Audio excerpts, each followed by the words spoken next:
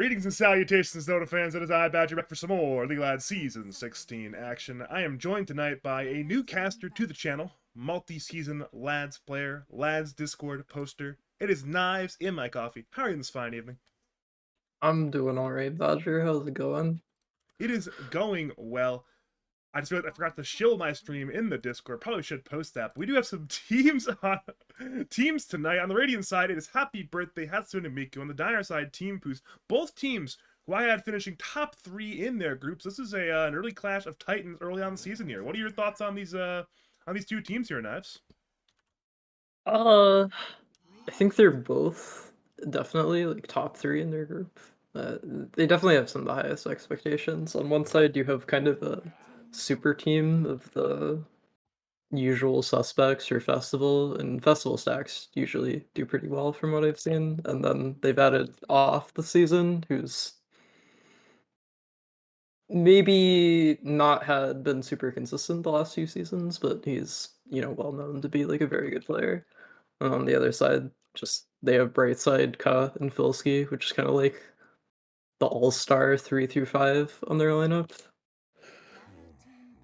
And they've got Fatalness and they've got Ned, so it's one of those, they're playing with their friends who at one point were very strong core players in the league. If they can find some of that sort of vintage form, like season 1 through 5 form, then this is not only a good team, but a genuine contender to win the league here. Yeah, yeah, for sure. I mean, Brightside is extremely good player and captain, so I think if he's playing with his friends, he's just gonna have they're gonna punch above their weight class at least. Yeah, I'll go into a bit of the mental math on Festival. I think if this team is good, I think this will be his 5th different good team in Lads. Because he had the season where he made finals, I believe. And then he had the season where he played like Sasquatch and those guys, and that was a good team. And honestly, last season they were maybe the best team in the league before they disbanded. So I think he had one other good team before that as well. So this is like his 5th different good team, which if you play unranked NA pubs, you probably knew this is the case, but Yeah, glad festival is players quite to see it good. too. I will say that I have like played against a lot of like mid players who are around like the same rank in Mars Festival, and I've beaten some of them in lane. I don't think I would ever beat Festival in lane. He's way better than me, so I think he's probably better than his rank would suggest. We have a number of those in lads playing mid recently. I mean, Camel Farmer probably the most prolific of them, but Festival's not one of those guys where he very clearly punches above Mar, where it's like, yeah, Mar suggests he's a pretty good player, but then he routinely holds his own against these 7K, 8K mid laners. It's like, oh, yeah, this guy's really good. Yeah, also Amar just doesn't mean that much lately with all the stuff that's happening. It's a good day to be uncalibrated. For sure, for sure. We do have some picks and bans though, some very standard meta stuff from the Dire side. Interesting pick from the Radiant side. We've got Tinker, Omni, Lina, Brew, Wind, Marana, SK, Axe, Clock, all banned out. 8 pick Furion, 9 pick Ancient Apparition. Am I just not up to date in the meta, or is this A pick a bit of a shocker here? I have not seen this A hero get prioritized very much. I did see it in like one of I think yeah, I played against this in a scrim, I think, against some team, and it didn't seem like that good to be honest. Maybe I just haven't heard about it. I'm surprised that what I'm really surprised about here is that the Dire took Nature's Prophet because I was looking at like the recent games for both teams and the offlaner for Radiant, Crony, has been playing a bunch of Nature's Prophet, so maybe Brightside saw that and was like, we're just gonna take your hero and just like shake up the draft that way. It's basically an extra ban slot too at that point. I looked it up. The sub player for Happy Birthday Hatsune Miku, Kabota's 6 string. He has over 2,000 games in the Ancient Apparition. I forgot he was that guy. So yeah, it's one of those things where sometimes if you have your hero, you have your hero. It's very true. Especially if you can just be like consistent as like a floor player in lands, it's like, you know, a lot more valuable than somebody who's just trying to play meta stuff who doesn't really know what they're doing, and they just get confused and they sort of get taken back by the pace of the games. Where's the fun with being consistent? It's more fun to, carry your team in some games and then throw grand finals the next series. I totally am not haunted by that. Come on. I mean, you're talking to me. Like my first season in Lads, I bought Rapier as a floor support player on Weaver, so I don't know consistency. You're playing Weaver though. Our heroes a built rapier carrier or whatever. Look at that guy. He's born to buy a rapier. He's a funny little bug. You think he's like funny, and then he just pulls up with like some carry item and like kills you in 3 hits. And that's how it goes sometimes. You think you're gonna have a fun time, next thing you know, you've been Shikuchi'd on, brought down, and really at the point it's more than just being dead. You've become sad. And Dota's a very emotional game sometimes. You don't want to be a sad man who died to a subweaver with a Daedalus and a rapier. Speaking of heroes who can create sadness, it is Tusk and Phoenix. So I guess we have our likely 3 through 5 here for Team Pooz. I think this is an interesting pick here because I don't really know where these supports for Dire are going because in my head makes a lot more sense or just like player agnostic. The Tusk should probably be going with the Nature's Prophet and the Phoenix should be leaning against the Spirit Breaker. But you know it's Brightside Tusk. It's like one of his best heroes. On the bright side, I'm pretty confident Ka also plays a pretty mean Tusk. I know Brightside is a little famed for it, but I'm sure that both these players do play a good bit of the Tusk hero. I wasn't sure about Ka, so I'm guessing it will be a Phoenix 5 then. And then this is gonna be like Avenge 3, so I'm gonna get Especially to see. especially Sorry?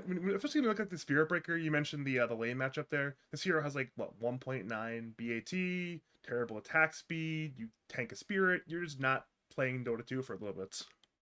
Yeah, he's gonna have to try to drag, and I'm not sure that he can do that because he's just gonna take a lot of damage. Phoenix has good attacks, and there's always the threat of like the Nature's Prophet TPing in for a cheeky kill at like level 2 or 3.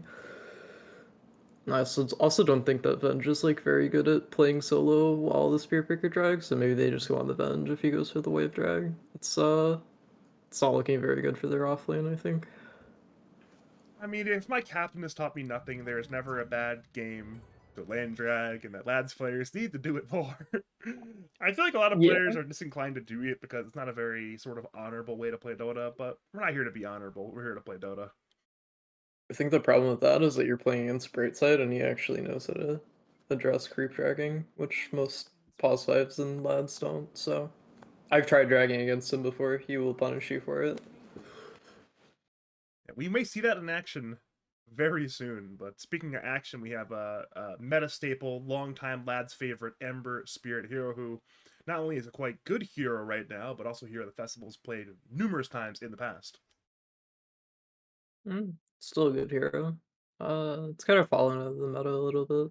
I'm not like quite sure what happened with that. I think maybe there's just so much healing that people don't really like it anymore because it's mostly like poke damage and soft committal. That's Filsky Beastmaster.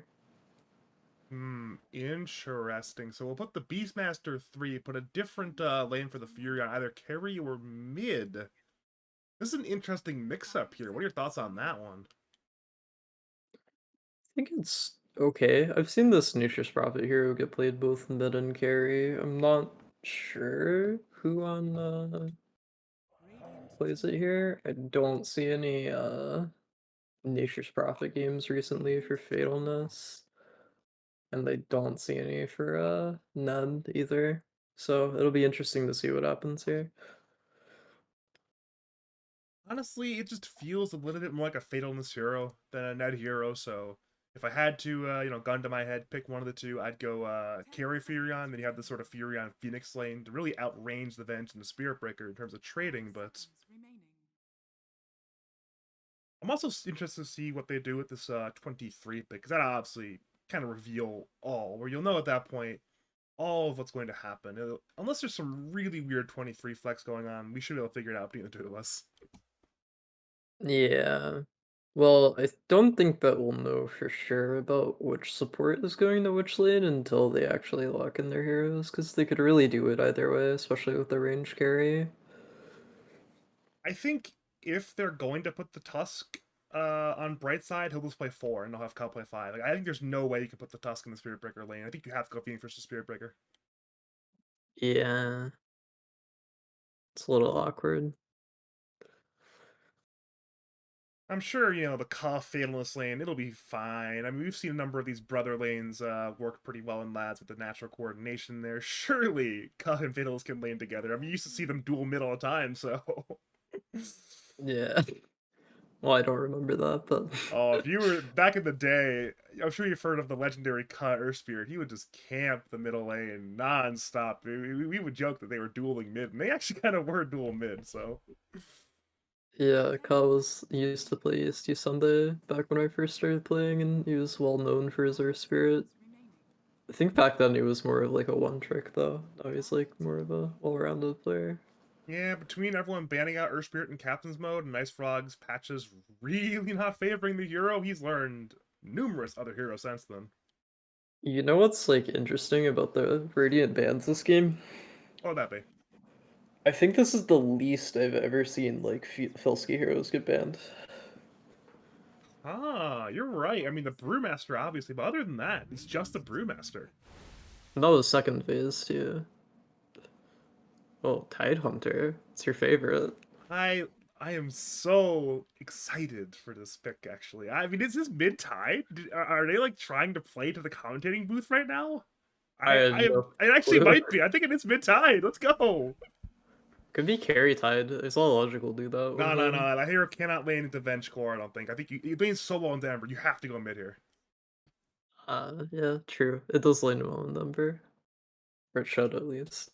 Boy, oh boy, oh boy. I'm so Time, excited. time I laned against a Tide mid as Primal Beast, and that was really not fun, because I like thought I could like trample the wave to push it out, and he would just anchor smash, and then the trample did no damage, and he just denied all my creeps. Listen, that's what happens when you play a dishonorable hero like Primal Beast instead of an honorable hero like Tidehunter. It's as simple the natural order of Dota. So it is Furion carry, mid-tide, offlane Beastmaster. Brightside playing the Tusk, I'm assuming 4, and then Cub playing the Phoenix, I'm assuming 5. It is an off classic though in the Luna. I like both of these drafts. Obviously, I'm going to lean towards this Dire draft for less analytic reasons and more personal reasons, but I think both drafts are pretty good. Uh, yeah, I think these both are pretty good drafts. I think Dire has the advantage on like favorable lanes, but I think this Luna is gonna get out of lane pretty easily, and then you have like Venge to deal with the roar, and then you have Luna with like presumably free farm. I don't think their offlane is probably gonna get crushed, I would say. And mid, I don't know how that's gonna pan out. Uh, I think Tide should win, but it's also like, Festival is like probably the better laner here. The only problem is like Tide is one of those heroes that almost naturally makes a lane even, assuming the matchup is not a complete disaster from the draft. Where it's very like if you play Tide in these good matchups, it's very hard to win the lane, no matter how well you play it, because there's only so much a hero can really do. His animation is pretty poor. You need to really just outplay heroes in Anchor Smash to completely roll a lane over as Tidener. Yeah, I think Festival is gonna be trying to dodge the anchor smash. I think it's probably something you can do reliably. I don't know like how long the cast animation is compared to Slate now. It's definitely longer than Slight. I think Slight's what, like 0.2 now, 0.1. What even is Slight? It's yeah, it's definitely still reliably dodgeable, but if you're tied, if you bait out the Slight with your animation, then on the return it's a very free anchor smash. So we'll see how Ned and Vessel play this lane. If you are just joining us, welcome to game number 1. Fantastic Group B series between Happy Birthday Hatsune Miku on the Radiant side and Team Pooz on the Dire side. Two of the heavyweights of the group, at least according to the the Oracle-like preseason predictions of myself. Speaking of myself, it is me, Badger Casting with KnivesInMyCoffee for a very exciting 2-game group stage matchup, and we are hoping for a fun time with Tide Mid. Oh boy! Oh boy. They did it just for you, Badger. I hope they did. I mean, I feel like I've done stuff like that as a drafter before, so it really wouldn't be unheard of. Oh, I'm not seeing any Tidehunter in his recent games. I'll tell you that. Also, part of the reason why I don't draft anymore. That's said, you know what? You've done these odd picks to sort of satiate the viewers and the opposing team. You know, you can't really do that. But wait, is Brightside actually going top lane? Interesting. So I guess he's going to play with the Furion for the tag team, perhaps. Maybe that's the I, idea there, and then you just say, you know what? Maybe we can somehow brawl against the Spirit Breaker that way. Is that the idea there?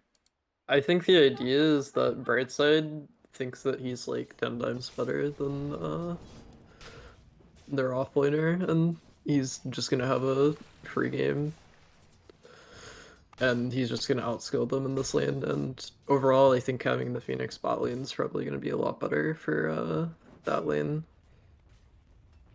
It's very hard to outscale 4 armor and Spirit Breaker's kit. It's a very low skill kit, very easy to use. We're seeing it again. He Yep, just charges in, it just works. it's true. I think this lane, they're really waiting for the level 3 on the both Tusk and the Nature's Prophet, because then you have the level 2 Treant, which is quite strong at hitting people, and then you have all 3 of Tusk's skills are Oh, double third DC decking. top lane, Crony is just not moving. He is just not moving right now. That is unfortunate. That is just unfortunate. I was watching him there, like, man, he's in a bad spot. He's going to take a lot of damage. He just doesn't respond. It's like, yep, you look dead. Question today, though, Uh, are they going to kill him? Because they definitely can kill him here, right? There's no way they can't. I think there's a world where they at least get a return kill. The Spirit Breaker has a grenade. He has, well, he does have charge level 1. I don't know. It might not be. I'm just doing a little math here, and it just seems incredibly, incredibly free. You have the slow as well. He's not going to get away there. You have the tag team active for how long is that? Like 4 more seconds? Five Yeah, more then seconds even? There's no escaping. Now, maybe they're merciful and they let him live, but I don't think this team is going to show mercy. Not to this team at least. Maybe if it was different teams involved, there would be mercy shown, but I don't think Greg Dotes, aka Brightside, will call off the hounds right now. on Brightside, it's ruthless. Scariest person I've ever met. Really? Yeah, he yells in game. I'm Um, just kidding. I was gonna say, I was like, not something I've seen in the past. First Blood, top lane, Brightside. The man in question, scariest man alive, takes down Crony. Dishonorable first blood. You know, it is what it is. Where I mean, I don't blame him, even though it is dishonorable. You play to win the game, right? And you don't just turn down first blood like that. Yeah, but you do feel bad about it for at least like 30 seconds. I feel a lot more bad if I am Venged than I am on the dire side. Top lane, we are fighting once again. Jinx is inside the ice shards. Well, will do the job, and that's another kill top lane for Fatalist and Brightside. That's just Oh, exactly what you want to see in this lane here. I mean, you mentioned the Furion 3, the Tusk 3. You're not far from either right now. yeah, the I mean, like this is just a very strong lane. Nature's Prophet has a really good like clicking animation and range and everything. And this treant thing is basically like having a third hero. Yeah, it's just hero scales. It just scales so. I mean, the base stats on Furion, it's just so high. The strength gain's pretty good for a hero who's an int hero. The agi gain is fantastic for an int hero. It's just so much stat gain. Yeah, he's pretty crazy. And then I don't know, he doesn't even have to like hit you. Like Brightside can just walk ahead of him with like the treant, and Nature's Prophet can just like sit back and blast it while the treant does all the dirty work. You saw it there. The Furion plus Tusk is a losing trade into Venge with Spirit Breaker, but again, you said it there. The Furion can just hit the creeps, and the Venge is forced to actually take the fight. So it's just kind of easy to win this lane here, especially from this winning position that Fatal and Brightside are already in. So just well played start to the game, and I think they are going to need it because the other lanes are a bit of a mixed bag. Ned is CSing well mid, but he's very injured. Needs to get some runes to heal. And then bottom lane, there's actually a lot of CSing on both sides. Both Filski and Off are CSing pretty well. But once Off hits level 3, it should be a big spike for him in this bottom lane. Over to top lane once again. They're trying to go in for Fatalness. They've used everything to bash. What a lucky bash from Jinx. That is exactly what he needed. And that might turn this lane around. Yeah, it's possible. I still think that they're in quite a good position just because Brightside's level 3 now. And they can also... They don't have to stay in this lane. It's very easy for the Natures to just TP out, like Brightside goes through Portal, and Natures TPs to the bot lane, and they make a play there. Oh, more action? Yeah, top lane is where the action is. Brightside remains alive. Crony's forced to run away, which it seems like neither have much regen. What's on Crony's career? So he has Tango, so he can go for a bit of a trade here. And looking at the Radiant Vision, I believe they saw Brightside backing off. Thanos actually goes in with the Sprout. Jinx and Crony are both low. Charge is there. Vendissel is up in 7 more mana. Jinx could not find the dash this time around, though. Therefore, there is not a kill. It's a little bit too little mana to bring down Fatalness. I think this is kind of bad, because Brightside doesn't have any mana, and the Spear Breaker is going to come back with full resources and a Blood Grenade. It's going to be very difficult for them to stay alive here. Hypothetically, he just runs back to bait. Actually, he's just buying regen. He bought a salve and a mango. He says, you know what? I don't want to leave Thanos alone. I'm scared of the charge back. I want to brawl. I want to be here for my my carry. And, well, we're seeing it right now. A charge once again under that tower. That will not be a kill. He once again back in that 2v2 top lane. And Brightside got the pull off, so... Oh, Ice Shards on 2. This could be a big fight right now. Crony and Brightside both might go down. 2 Marines will do it. There's 1. There's 2. That's solo XP for Fatalness. He is 2-1-1 right now. Yeah, it's always a good thing when you trade a support for a core, especially if the core dies after the support, because then you just get solo XP. And now Fatalness is level 5.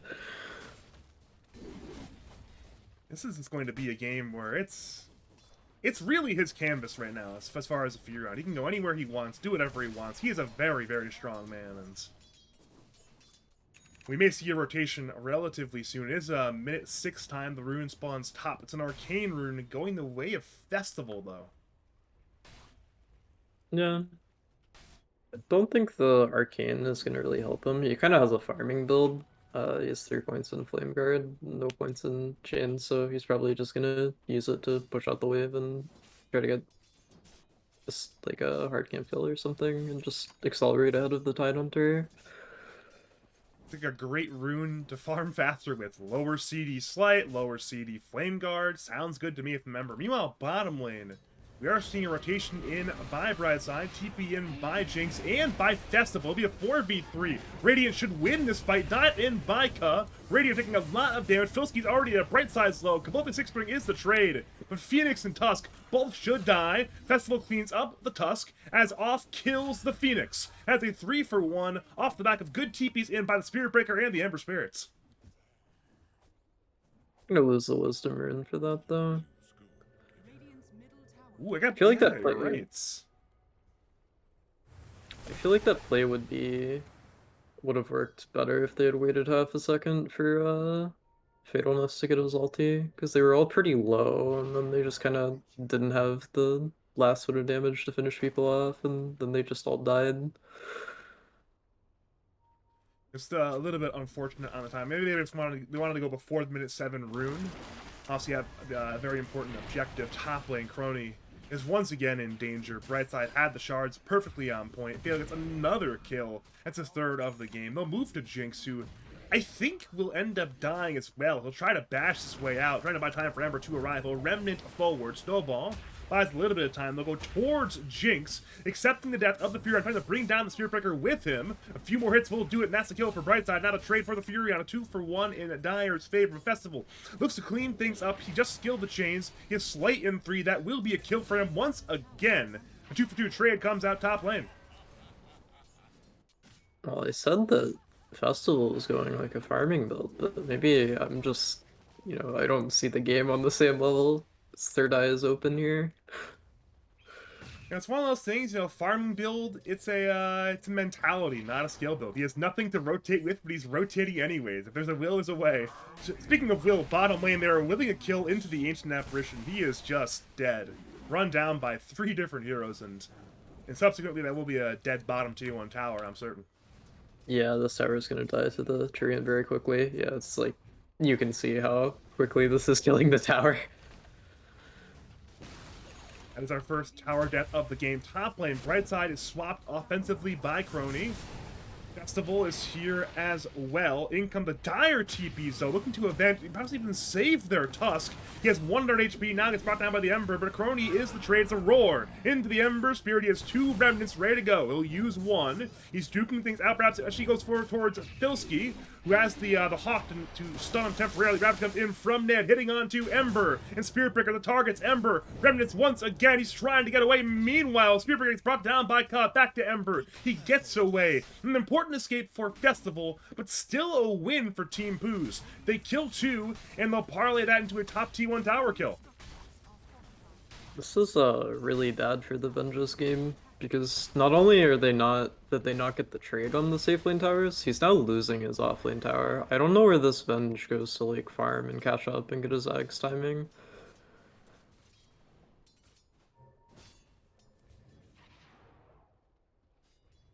We're at the point now where we're about to see a lot of action mid, aren't we? Because I mean, where else can we go other than mid right now? Yeah, Radiant really has to play around the Ember Spirit kind of entirely, but it's like, what does Venge do? He's so easy to chase down in this like really long lane. I guess they're just gonna move over to him with all 4 heroes, and their logic being that Ravage is down, so this should be free.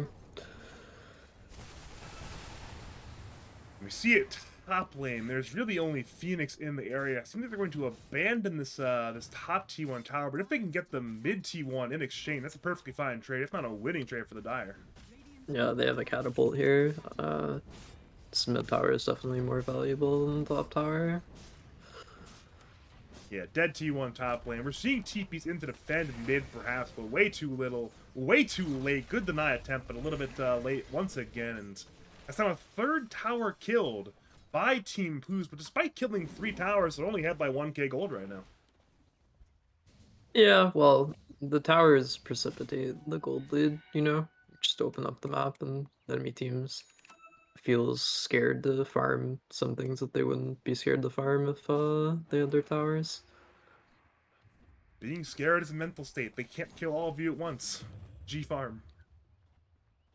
Yeah, and Vilsky is going an interesting build here. He's going the Helmdom build, but he has the Beast Mode facet. I don't think I've ever seen this before. Maybe he's looking to sort of mix his build up, a little bit of the new build, a little bit of the old build. Obviously, as a longtime Beastmaster player, he's comfortable with that Hell the Overlord. Speaking of Beastmaster, he's charged by Jinx. Into Ice Blast, into perhaps a Bash, Roar, counterplay comes out from Filski, looking to kill the AA, and he will kill the AA before dying. That's a 1-for-1, but if you're Filski, you're very happy with that trade, considering you dragged a lot of attention, you traded abilities, and you still went 1-for-1. For sure. Brightside's gonna get a PV soon. You got the midway for free off of that. He's also level 7, so he's max tag team. He's looking very strong right now, and I think once they get this like PV/solar up, it's gonna be really easy for them to start like looking towards hitting the tier 2 with the Nature's Prophet. Brightside just sitting behind him with solar and snowball ready to save him. Hmm. You know what? I'm tired of Pavis.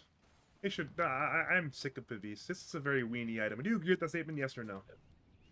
I agree that it's a weenie item, and I think it's like really sad when like you see a Tusk buying first item Pavise, and it's probably like the right decision. I guess it's only 1,000 gold, but That could be 1,000 gold for something a lot cooler than a Pavise. Like, I don't know, a Blink Dagger, like a Vessel or something. I don't know. I guess Phoenix. Wait, Phoenix doesn't have a Vessel either, so I guess there's just no Vessel this game. So I don't I don't think know. they need a. I think it would make sense though, given the degree of up tempo Dota that the Team Pooz side are playing. It's nonstop running on around. You get the heals, you get the offensive stuff into even the lifesteal on Luna. There's definitely some utility on this game. Yeah, I think the issue with Spirit Vessel is whatever they did to it in the last patch, the build up is just like really sad now for supports because you have to get the whole 1k for a bit booster. It just doesn't feel very good. Does Brightside realize how much he has to realize how much danger is in right now? Oh, Oh yeah, for sure. that's a good escape there. Oh, never mind. Never mind. He's just fine. A very bold play, walking into the jaws of death, even, but he escapes unharmed. Yep.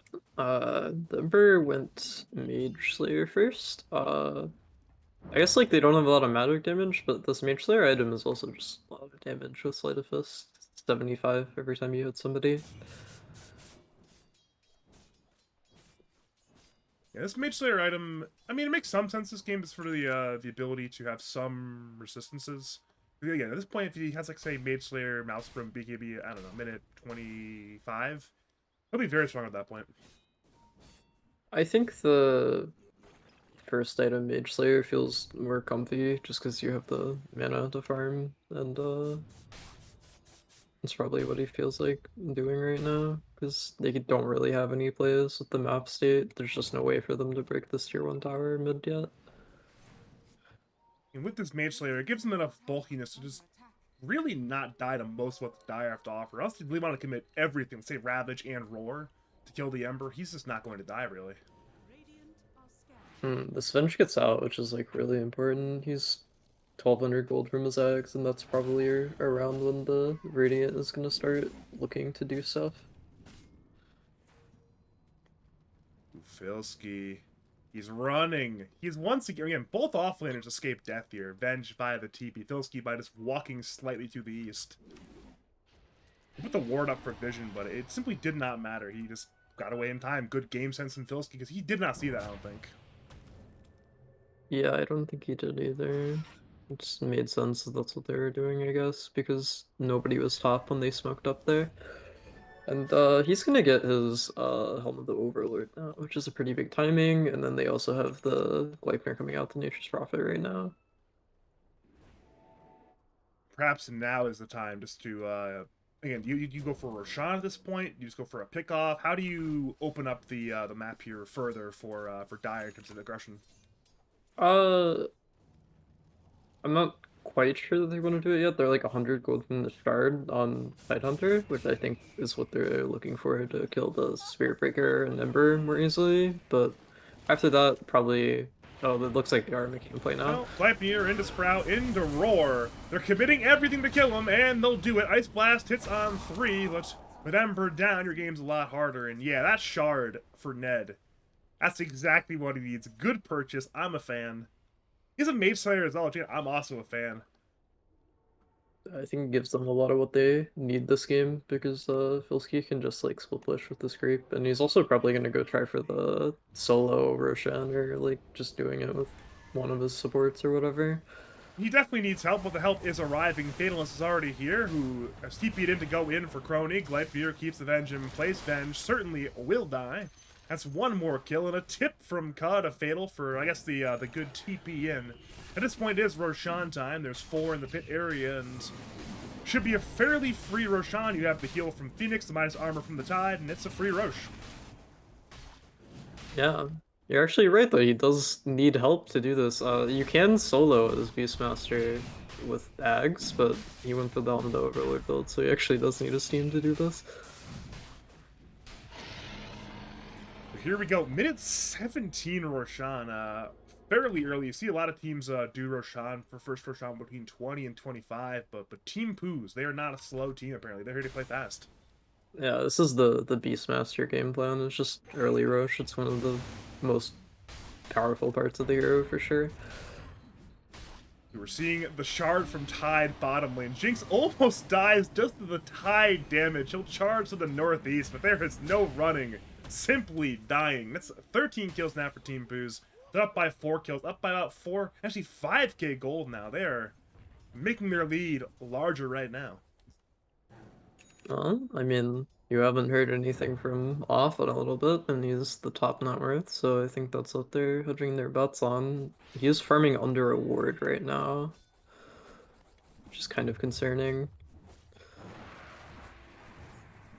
I think if anything, they don't necessarily even need to go on the Luna. As long as they know the Luna can't connect to the fight, they can fight anywhere else. Like, alright guys, Luna can't be here. We can have numbers because we have these heroes who are very mobile and very active, and we're fine to just say run it down bottom lane now. And that is the name of the game. It's running it down bottom, looking for more kills. Kaboga's 6 string is very, very dead. Festival has arrived, looking to counterplay. He'll use chains on Ned, but at this point, it's time to reposition. Radiant Glyph, they're arriving on 4, knowing there's a... Actually, Dire didn't really use anything, so they have everything still. They have the Ravage, they have the Roar, they have everything to work with, Supernova as well, so... It's going to be a relatively tough defense into a 2-life Furion from Fatalness. Gleipnir is there on Venge. Venge has Yang's punch from Brightside.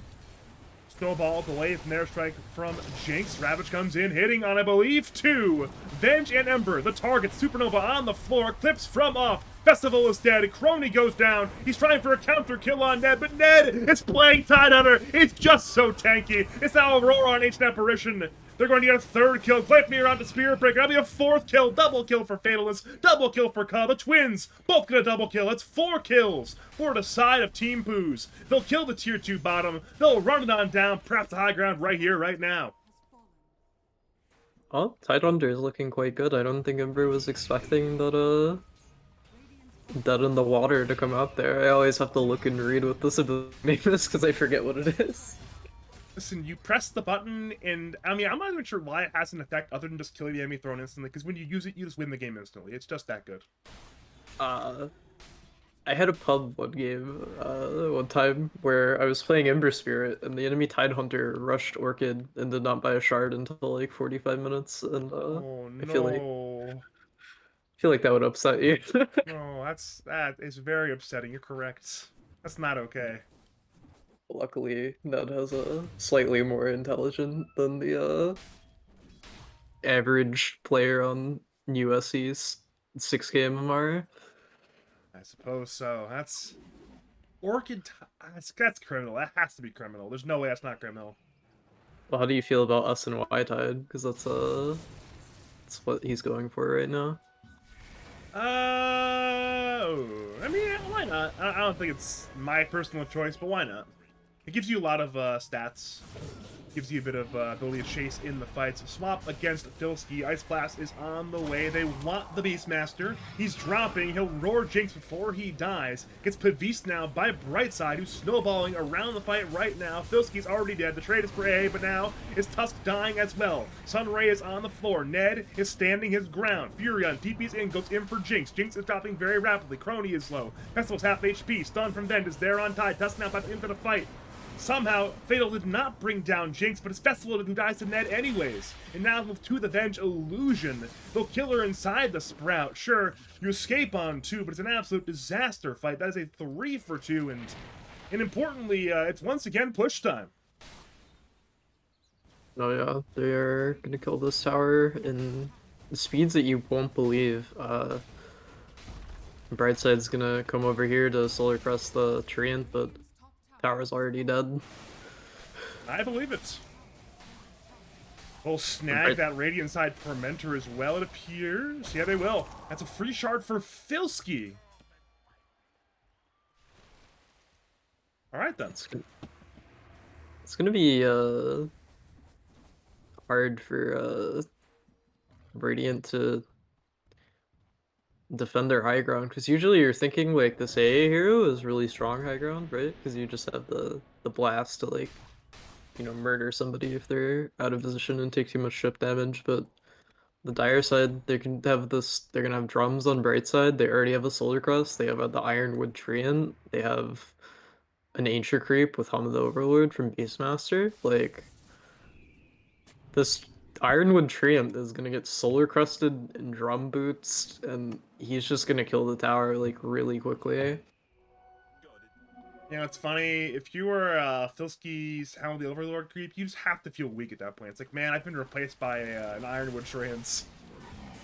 Yeah, I don't know if you saw in the fight on the tier 2 bottom, but his creep got kind of murdered, which is, I guess, why this build has fallen out of favor.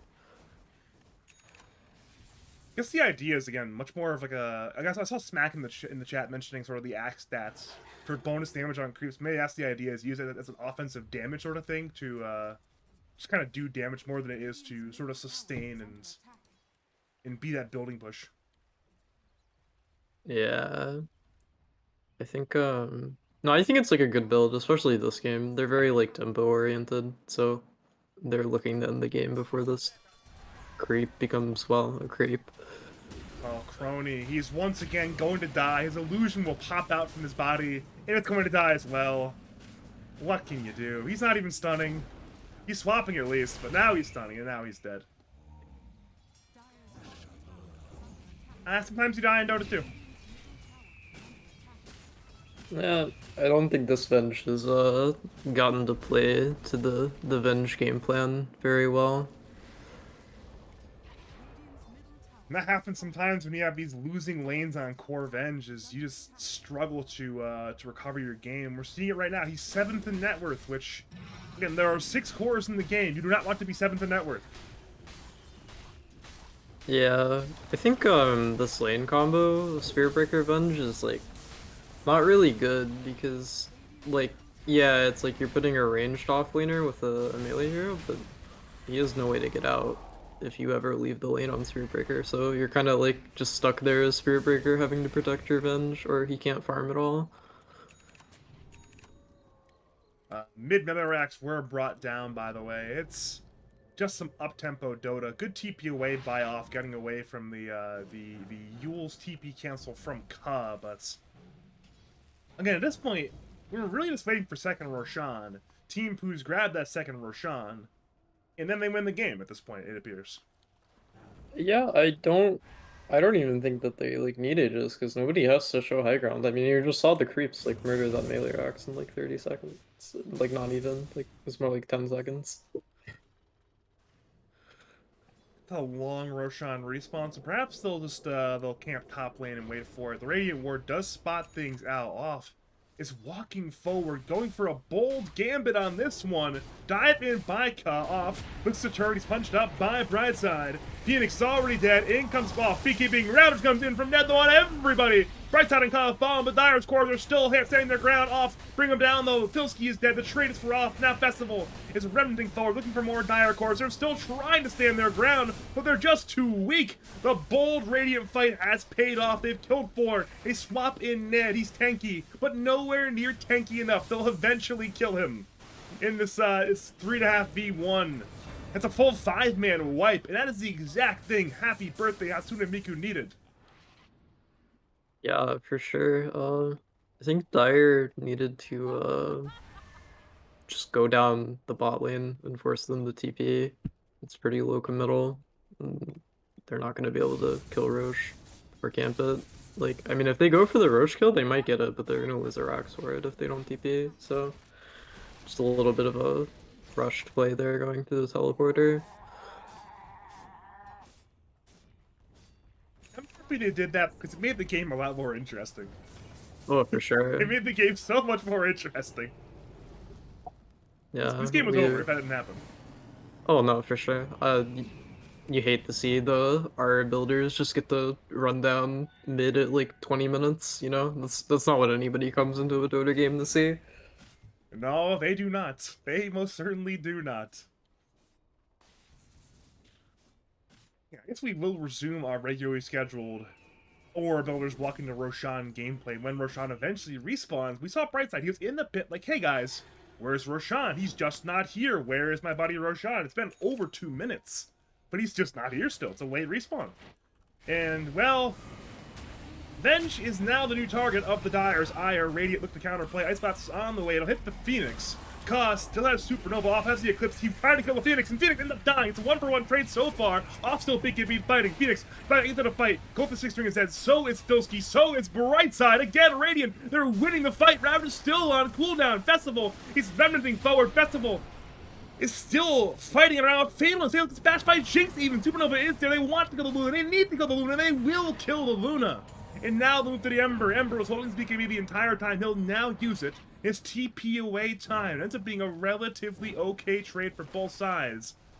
Fatalist goes in TPing for the Ember, though. If they kill the Ember, suddenly it's not okay. He's inside the Sprout. Half HP, rooted up by the Ned Tidiner Shard. And now, despite using a lot in that fight, you can finally walk into Roshan or even run it down the top lane right now.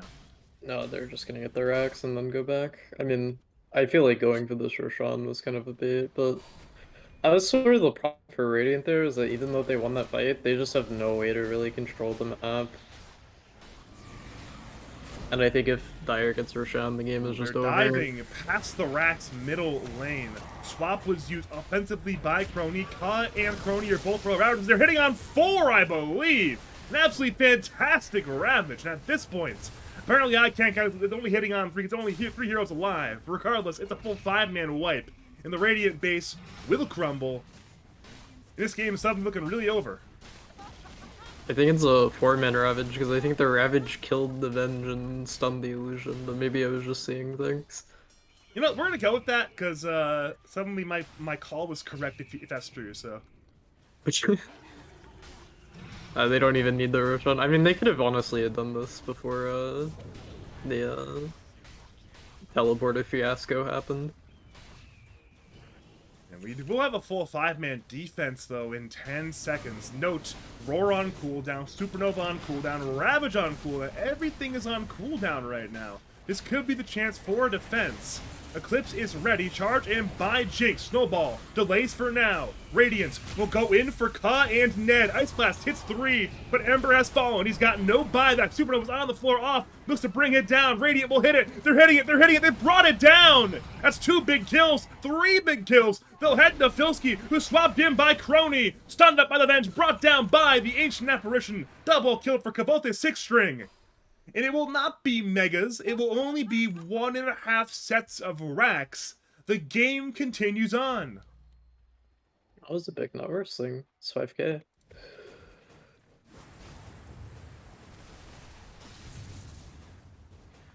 So surely now we walk to Roshan, right? Surely. I mean, Radiant is gonna get there first, and I don't know how well they take this team fight. I think that if Radiant wants to sit there, like, they kind of have to, like, force them back into base in order to get them out of the pit. I don't think they can take, like, the fight head-on into the Rosh pit if Radiant's already there. If they go right now, Eclipse on cooldown, Ravage will be available in 11. Everything else that's important will be up as well, other than Supernova. So perhaps that's the play, but... I mean, Dire are aware. They've scanned it, but... You are right, though. They're just not going to be there in time. I don't think they need to... like, even if they were up, like, 10 seconds earlier, I don't think you want to just, like, run into the Rosh pit and contest it. I think they needed to have time to, like, threaten one of these Raxes and, like, force their TPs. This Dire lineup is just, like, not that strong taking direct team fights. I mean, they're kind of all in on this split pushing towers and just controlling the map sort of gameplay. You don't have a blink on your Tusk, you don't have a blink on your Tidehunter. You have a blink on Beastmaster, at least. Their big team fight is just the Ravage and the Phoenix here. I'm just a bit concerned, though, that we've seen, a number of these team fights go badly, and you throw one more team fight like that, and suddenly you're down net worth-wise. So it's no longer this easy one game that we thought it was a few minutes ago. It's a very competitive game, and given their team fight, it's a lot harder to execute on than the Radiance one of the Pure. It's a lot easier said than done now. I mean, yeah, that there's like a bigger possibility that Dire loses here, but this Nature's Prophet is level 23. Once he gets this level 25, it's gonna be really hard for Radiant to leave their base just because the Treant can like kill their buildings in trivial amounts of time. Wait, is that thing actually going to have 4,500 HP? Yeah. It does take a lot of extra damage from towers because it's reinforced, right? So reinforced units do extra damage to each other, which is why it does so much damage to buildings, right? Yeah, but 4,500 HP is a lot of HP. Yeah, right side Boots of Travel's one. As usually if you're playing support Nature's Prophet, you'd be the ones with the or you'd be the one with the bongo boots and the silver crest to buff up your little dude, but they've gone with the strategy of just doing that on your support hero, which is quite strong, but he doesn't have a global teleport.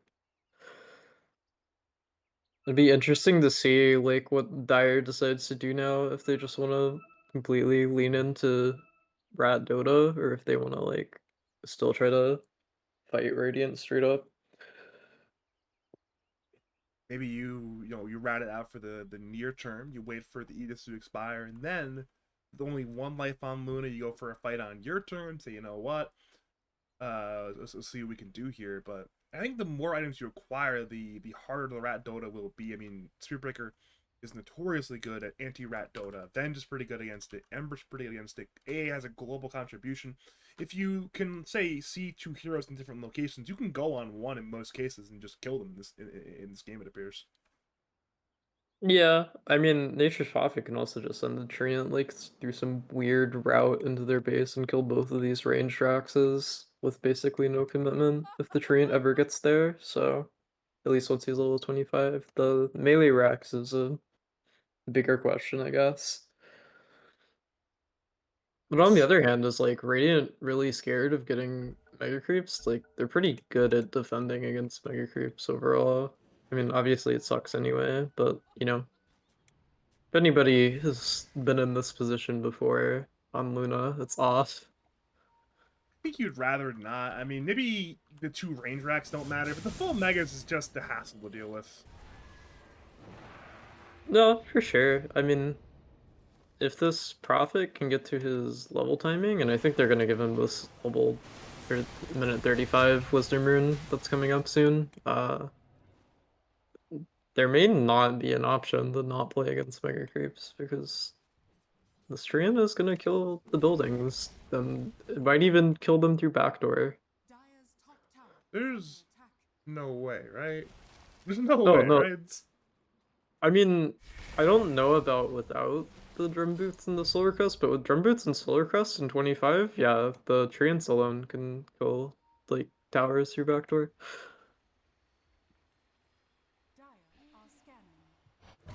I'm just trying to read Cold Feet right now. Apparently they reworked Cold Feet a while ago, but nobody plays AA, so I didn't know they did that. Yeah, it's like it all revolves around like his innate ability now. Interesting.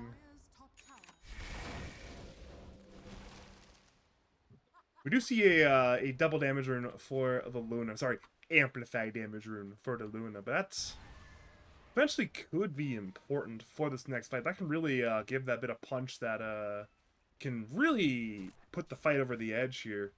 And we're seeing Team Pooz set up their main base bottom lane right now. And then, of course, Fatalist being a Furion sets up top lane. But again, you see a smoke through right now. You'll have the double damage rune ready to go. This could be the fight that Hatsune and Miku need to really make this game even better for them. Both teams scan. I believe both teams scan end up hitting there. And now, I don't, again, we're running this dire track camp. It seems like Team Pooz have sniffed it out, though. It's like, all right, guys, they're off the map. Where else can they possibly be other than running at us? Let's just not give them the kills. yep, they're gonna be dodging these fights until Aegis is out, at least for sure. And I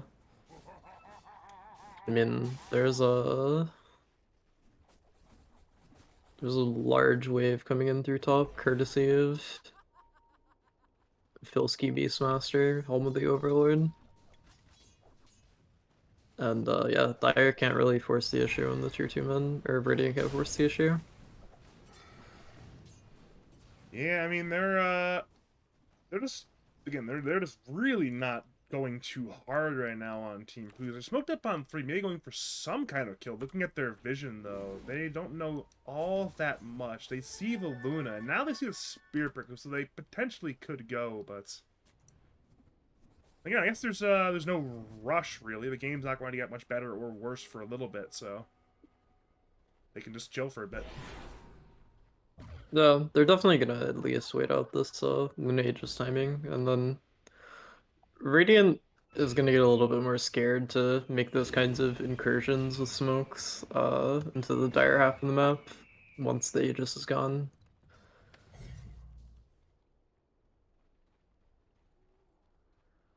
I Guess think we're just right. oh, Sorry. I was gonna say we're just still waiting on the Fatalist 25. He is not getting 25 very quickly. He was 23 a long time ago. Now he's only 24. Yeah, he didn't get the Wisdom Rune when they were running away. The Tidehunter took it. I also have not seen him like prioritize hitting the buildings with treants. Like there was a time bottom where he just kind of A-clicked it on the creep wave that I think he could have hit the range tracks and killed it. So maybe he doesn't have like the same like mindset about just ratting. Or maybe he just doesn't think he can do it until he has the 25 talent. I don't know.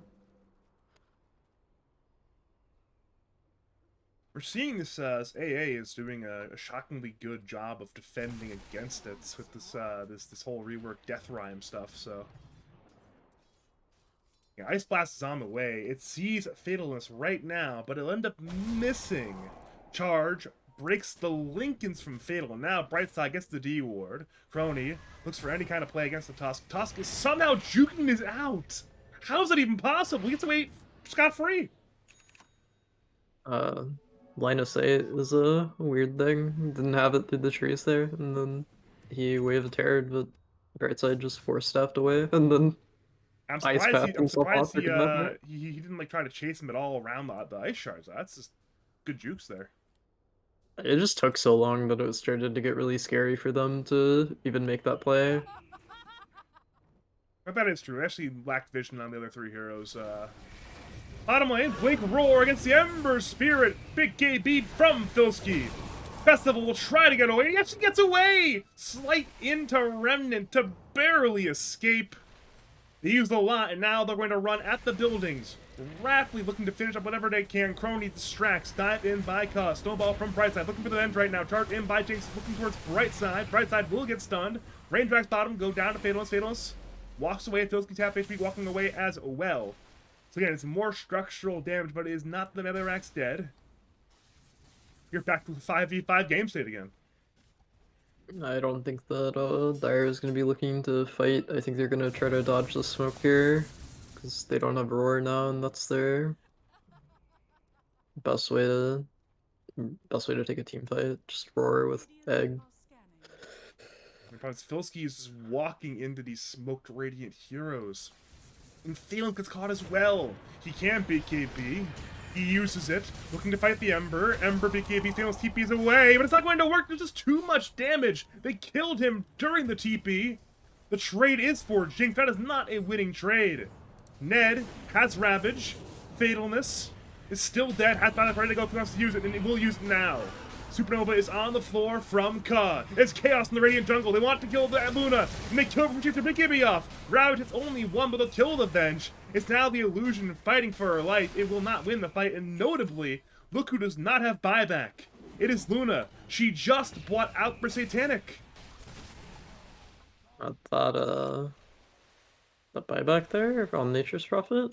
I mean, he didn't even know that the Luna didn't have buyback, but Off was just like not ready for the Nature's Prophet damage to come out and kill him so quickly. You can see that Fatalness is quite scared of dying here, so he's just sending the Treant in to help them get Mega Freeze. He didn't even go for the Treant damage one, he went for the teleportation cooldown. Oh really? That's interesting. I guess he can now acquire his level 30 faster with the talent, but... yeah.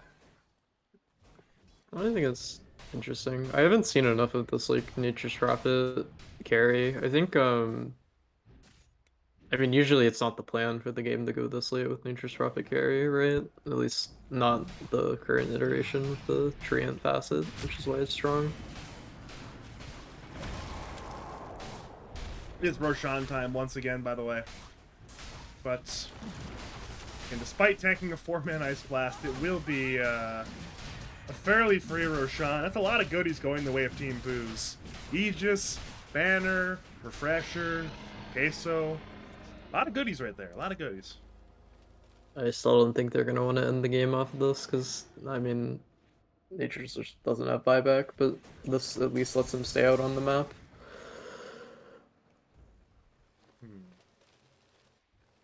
I prefer they do stuff, though. I prefer them not to sit around with the Aegis for the next 5 minutes. You were the one who said you wanted the game to go later when I wanted to go, we're but ready for I said I 1 wanted an interesting game. I didn't want a late game. I wanted it to be action and intrigue, and we got action and intrigue, but they must continue. The thing is that even when you get like games like this where like the Zerg rush like lineup fails to win the game early, uh but like not catastrophically, they still get like a lot done and get really far ahead. It almost gets more boring because then they just like can't really fight the enemy head on super easily. Did you just see that TP from the okay? If there's TP at the dire track camp from like over here to right here, I don't even know if he saved time TPing on that one. Actually, he might have lost time doing this. Could have Yeah, just but he walked probably had a right lot of over fun. here. Yeah, probably. He's now top lane. He went bottom, then top. Now back to try camp. He's everywhere. He's Mr. Worldwide right now. The pitbull of lads. She might be. Radiant will grab their own Tormentor, getting a free shard for Jinx, which is of course, a very cool shard to get. But yeah, we're just waiting, I guess, for whatever Team Pooz need to feel comfortable to end the game, whether that's a pickoff or some kind of just item, or maybe the buyback on Fatal in the next 4 minutes. But eventually it will come.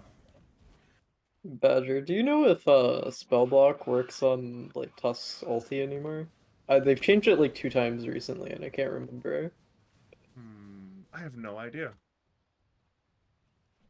Let me go check the change log real quick.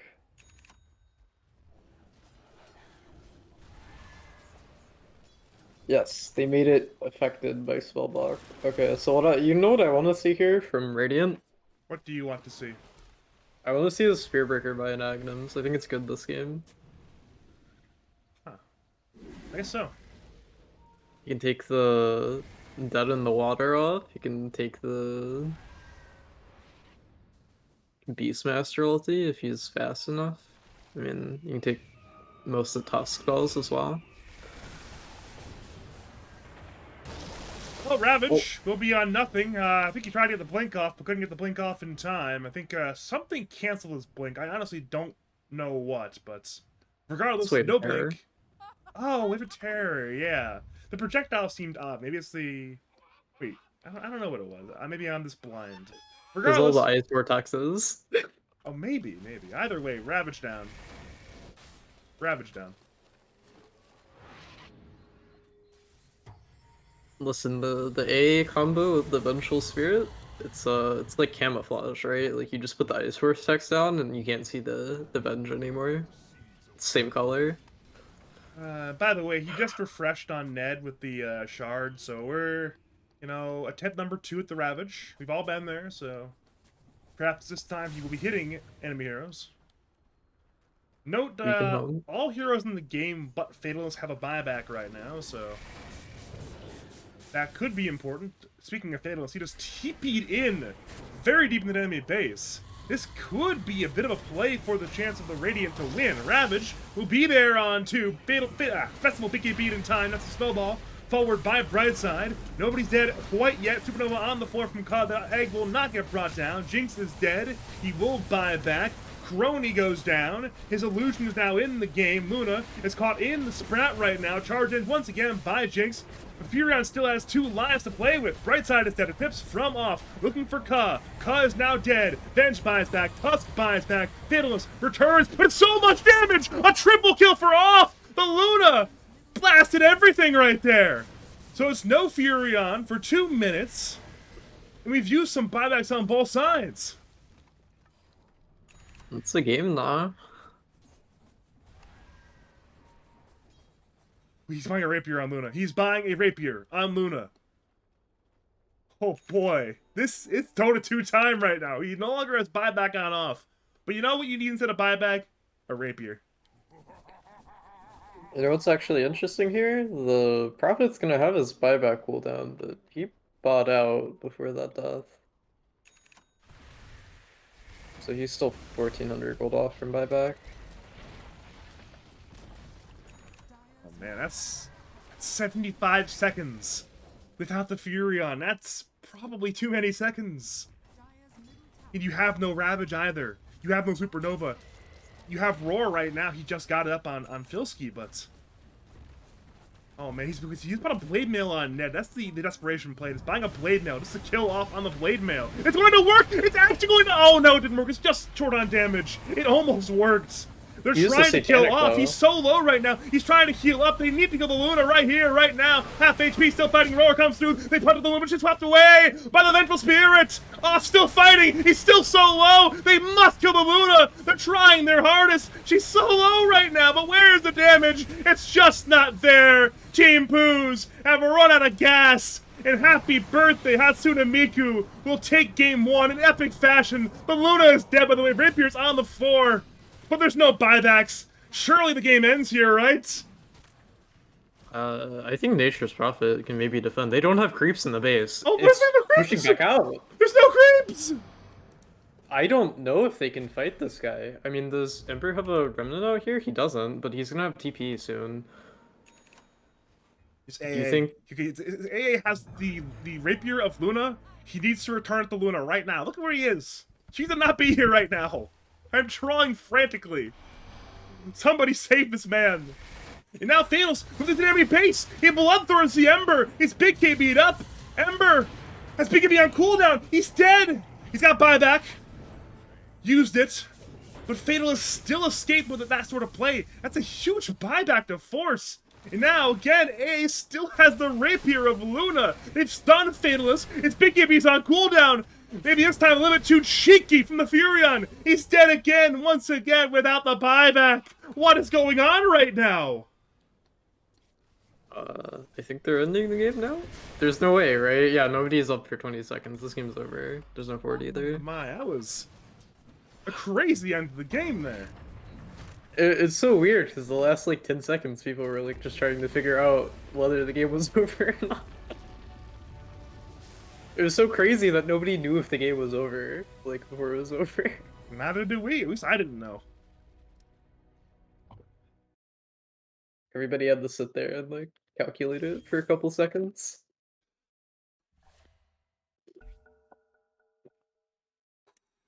That was a wild game 1. Oh, lobby's up for game 2, but the post-game chat isn't there because Dota is a little bit broken right now, but it's okay.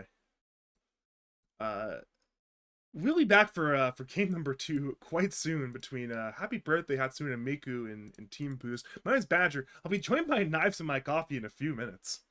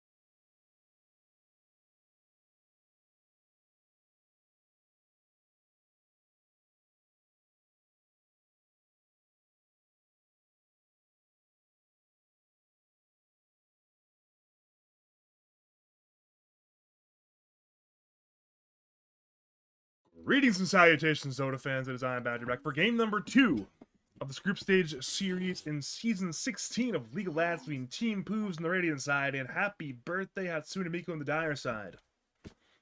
If you missed game 1, you missed a pretty epic game, but alas, you always could watch the VOD, or again, just hope game 2 is just as epic, if not more. Much like game 1, I am once again joined by KnivesInMyCoffee. How you doing, Knives? Craving some banana bread because of the Hatsune Miku team flag. Hypothetically, I could just bake some after the series. I mean, I have bananas. I have a banana bread mix and the ingredients to make it, so the technology is there. Maybe I will. It's very resourceful food, you know. You just like if your bananas are getting too ripe, you can just turn it into banana bread. It's very convenient. This is factual, and you know, it's always a fun time to do so. All right, so they banned Nature's Prophet on the Radiant here because they don't have first pick this time. So guess they see that as like the pivot hero or fulcrum hero in this draft. Midnight Hero is just too good right now. They're like, you know what? If we can't have it, nobody can. We're not even gonna let you first pick it. We don't even care if we can counter it with 5 heroes. We just don't care. Yeah. Um, I also realized it's not just their offlaner who's playing it. It was also off who's played in the past a lot when it's been viable and has been playing it a couple times recently in his pubs. I'm just gonna go back to the ancient apparition here. What do you want to see from this draft, Badger? I don't know, man. I guess Sand King, because we're already seeing Sand King. A hero that I would like to see, and I think there's maybe about let's say about a 28% chance it gets picked this game, and that's Earthspear. I want to see Earthspear from Ka. I'm just a fan of it. Uh, I would like that personally, because obviously Earth Spirit's a very exciting hero, and Ka is very good at Earth Spirit. But I think that this is an off-lane Sand King. I think it's gonna be Filsky playing the Sand King, and I'm not sure that like Earth Spirit is like good enough as a combo. I mean, maybe like A is a weak laner, right? So maybe there's something you can do there. We'll have to see. Or you force the Sand King to go mid, you 24 pick Filsky's hero, and everything's good to go. That's got to be the Yeah, way to shut down Off's game, right? Is you take his carry, you directly counter it with 24 pick. I would consider that strong if I were Brightside right now. I mean, it's always hard to stop off from farming completely.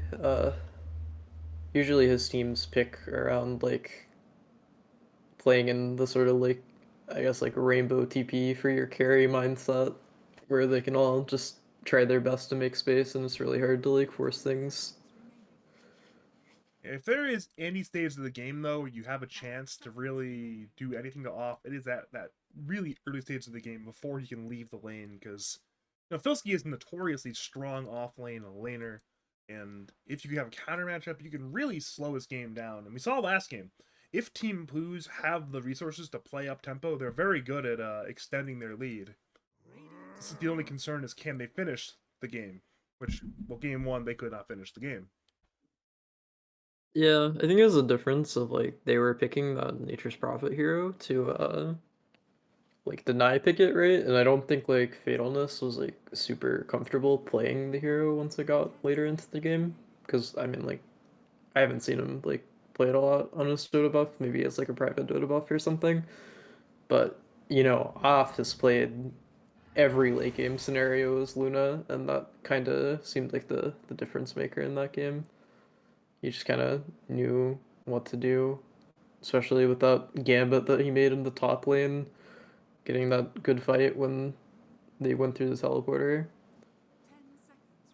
It was one of those things that ward there really gave him the opportunity to go for that, because you never make that play on Luna, leading the way blind down like that if you don't have that vision. But because you had the tri-camp ward, you had at least some decent idea of what he was walking into, and again, wards win games. They're pretty good. Yeah, I mean, last game, Brightside had really deep vision everywhere on Radiant side of the map for like all of the mid game, and that's what drove a lot of what happened. This time he's gonna be playing Jakiro, who is quite strong and one of Brightside's favorite and best heroes.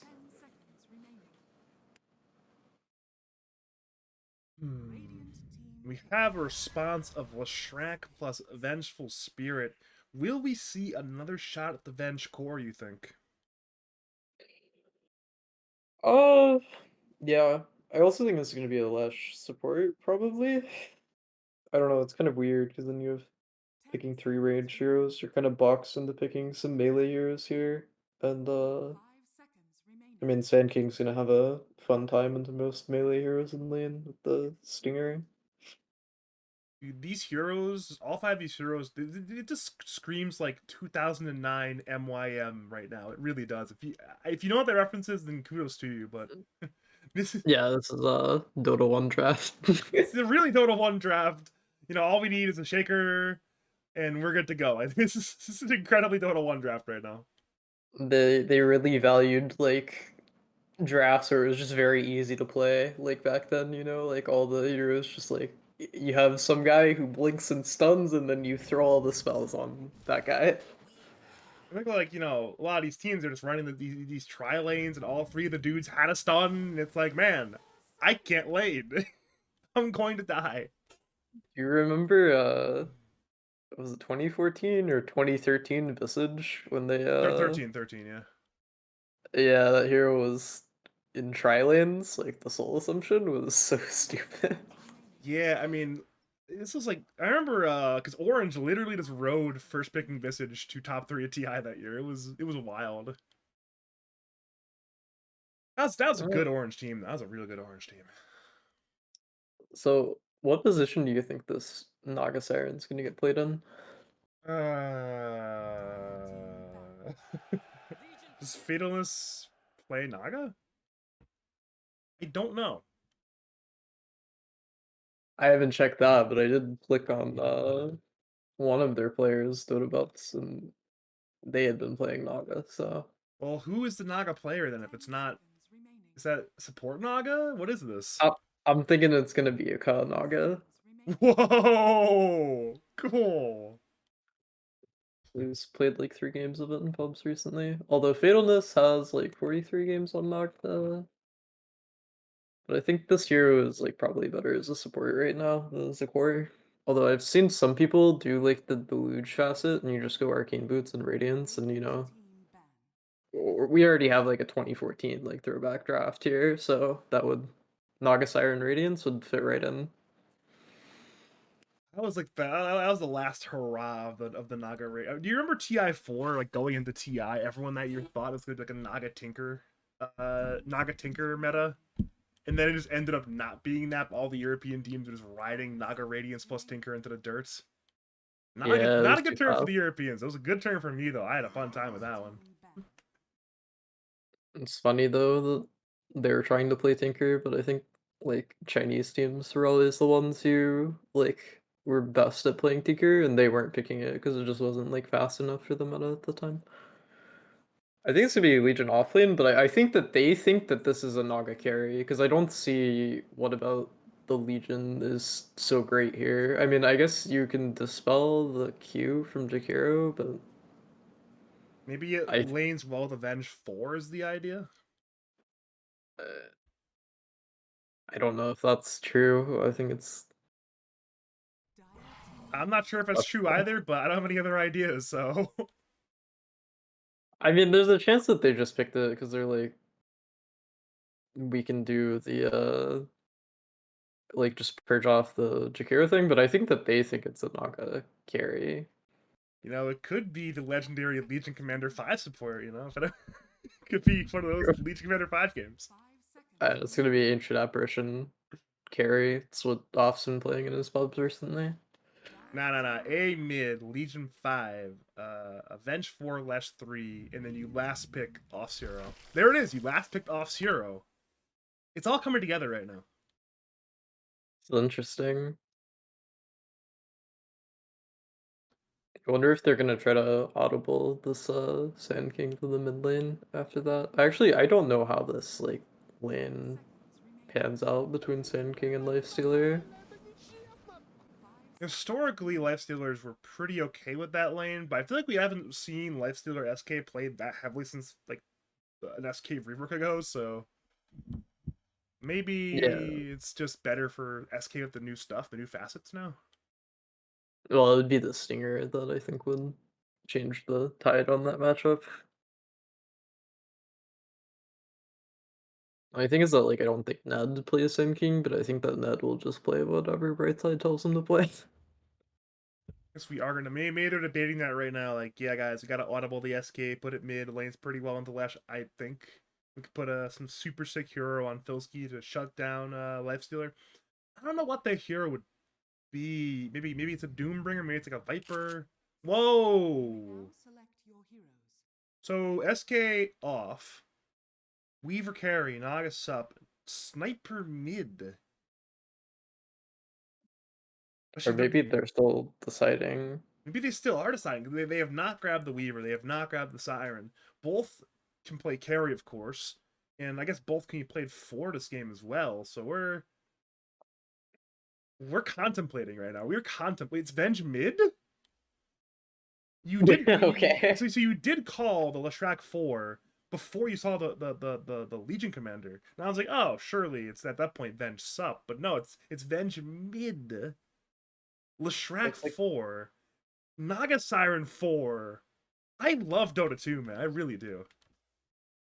I don't know if like somebody just went AFK on the Radiant or if they were actually waiting to decide Weaver or Naga Siren carry. I think like either way it actually looks like a pretty bad game for both of them, which is not the position you want to be in when you pick a flex like that. It has been the big. I don't want to say buzzword, but I'll say it anyways. The big buzzword recently is these flex drafts. I know every captain in the league right now is thinking flex draft, flex draft, flex draft, but at a certain point, sure you have to be able to bend a little bit, but you can't be too bendy, or else you're just gonna break. Well, I don't think that they were expecting the Legion Commander to get picked. I don't know, it just kind of counters both of them, so you're kind of sad either way.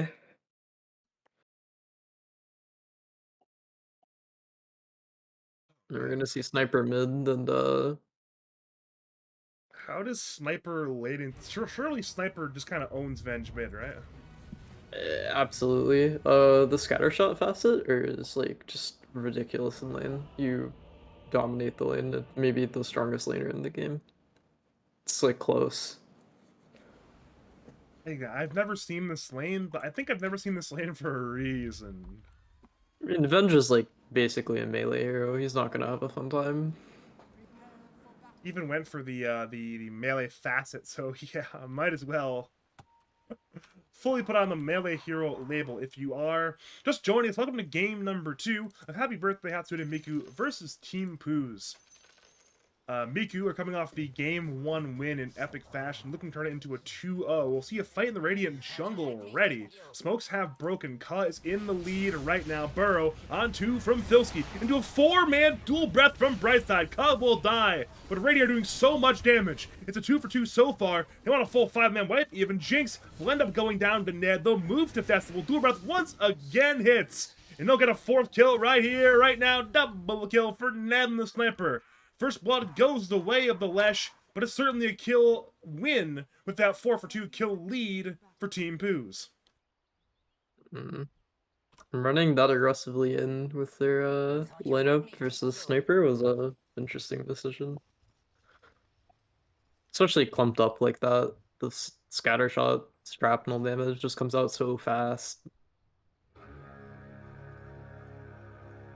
I guess one thing Lifestealer got an extra 15 bonus HP from that fight, so It's true. He's scaling. he is indeed scaling. It'll be 2 bounty runes to both sides. Nothing too out of the ordinary there. Jinx and Brightside are in a bit of a 1v1. Of course, the Shrek with the Edict will win that 1v1 every day of the week. So this Naga shard, I don't know if you've seen it before, the Deluge, but it basically works like the Tidehunter shard, right? Where it like sets a maximum movement speed. It's quite Hmm. strong. I think he's gonna be able to bully this AA pretty effectively as long as he can keep the lane back towards his side. Interesting. You learn something new every day. I did not know that existed.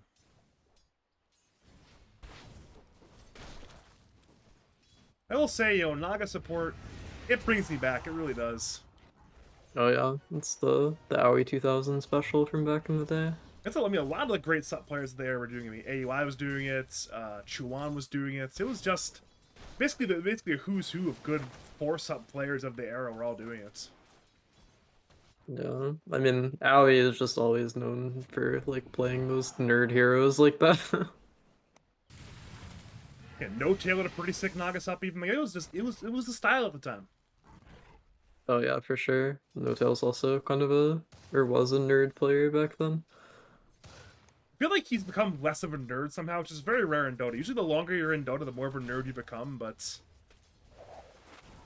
despite Eh, going from being a core player to a sup player, he became less nerdy as a sup. Top lane, Puro from Filski. Everyone's okay, it appears. it's very interesting what happened there. It was. Oh no, Like the surely courier! somebody's gonna buy it. Oh no, poor courier.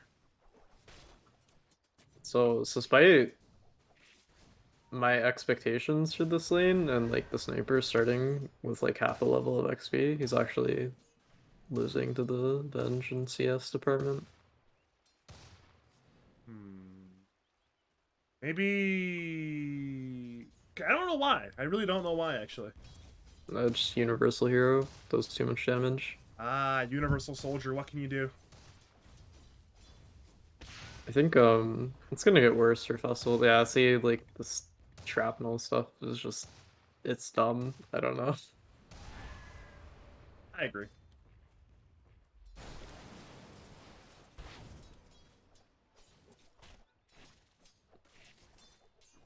And we have not looked at the bottom lane at all.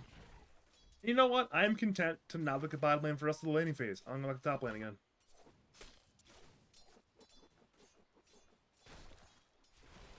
Top lane's quite interesting.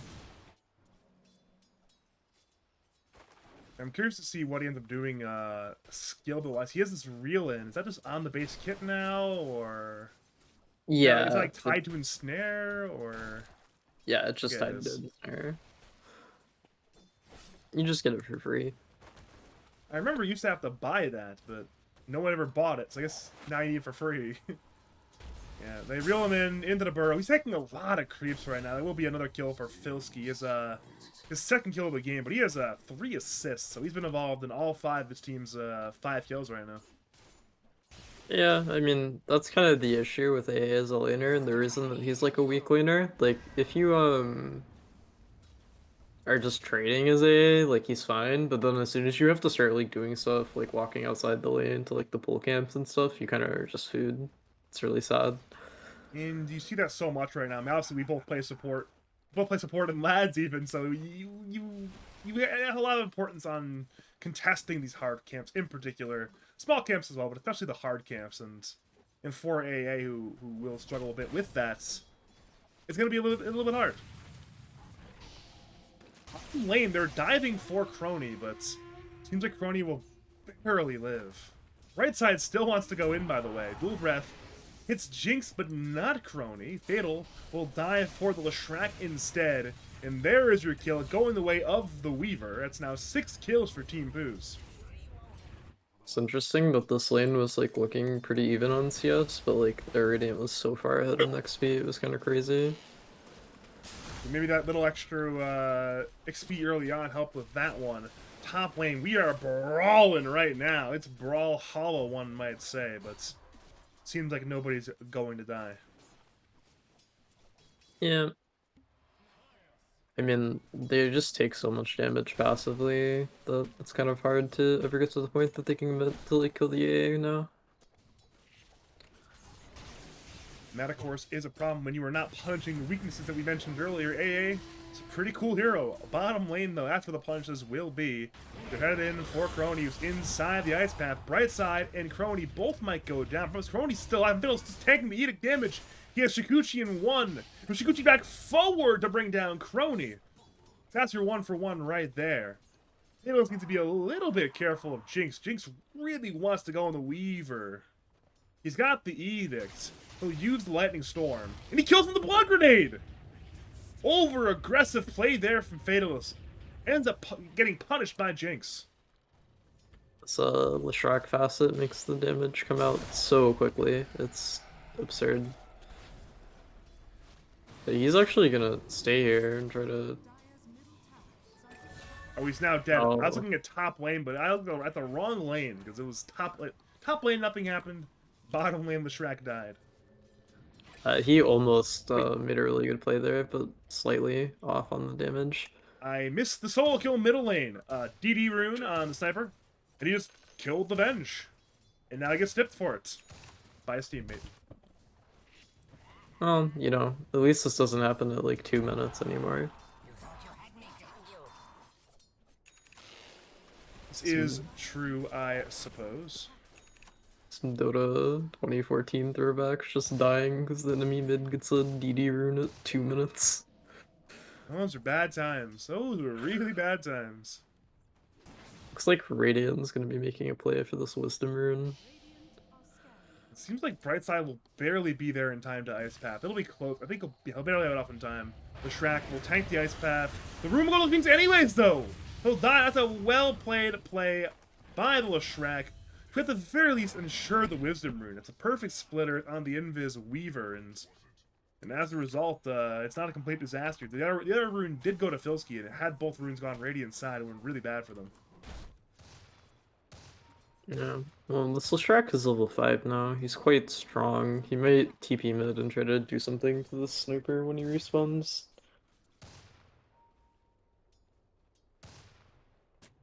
And you were right about that one. It's now a smoke up on 2. It's Venge plus Lesh. They're headed to Sniper. Swap aggressively into the Edict. Ned surely is dead. He is incredibly dead. That's a big kill for actually the Leshrac to get. He's level 6 on support Lesh right now. That is kind of wild. There's a number of cores who are not 6, and Lesh is 6. Yeah, he's just gonna abandon his legion and go around murdering people. This facet is Speaking quite of good murder, at doing this. top lane, by the way, is a dead AA again. Well, I mean, he was at the camps, in between the camps. I presume he was trying to do something about some kind of pool and just died because that's what AA does in lane. Yeah, it's usually not a good thing, you know. Well, what does your hero do in lane? Yeah, he dies. He sits behind his carry and spams his nuke, and if he ever has to contest a camp, he dies. Well, Sniper is now bottom lane, and, well, as a result, Crony is no longer bottom lane. We see Jinx in the Radiant jungle. He'll run into Brightside. Perhaps look for a kill here. Problem is there's 3 heroes running at him. He's inside the Ice Path and now inside the Grave. Got nothing off spell-wise there, and now he's simply dead, as is his courier. Jinx is picking up there's vision, but there actually is no Radiant vision quite over here. It's actually all the way over there. I think he may have not even spotted out Jinx there, so it's a little bit unlucky on the movements. These movements are kind of funny. It's almost like a low MMR game where like people just die and then they TP into another lane and kill somebody, and then that person does the same thing, and it's like... You know, you gotta keep things active and aggressive, you know? It's all about, that up-tempo Dota. Ice Path on 2 in the Macrofire in middle lane. A swap has been used aggressively to bring down the Sniper. I think it might be a Sniper for 2 trades. Sniper will end up going down, but it's cleanup time. Jinx is dead. Festival's incredibly low. Ka will song aggressively. Festival bottled in time. Now he's got 200 HP. Ice Path will end up hitting, and they'll bring down Eventual Spirit. So it is that 2 for Sniper trade. Relatively okay for both sides, but I'm sure both sides are not that happy. I think Brightside's happy. He's level 7. This is a very happy game for the sub players. I mean, level 7 Jakiro, level 6 Leshrac, everyone, they're getting their XP right now.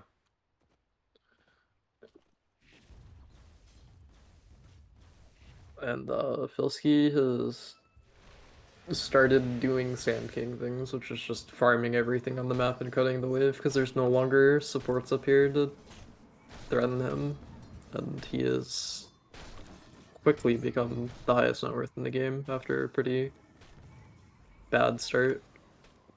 Yeah, as one does. And again, he's just having a good time. Luckily, Off is still farming in this lane. He's only number 4 in net worth, but still in a respectable spot, head and head with the Weaver.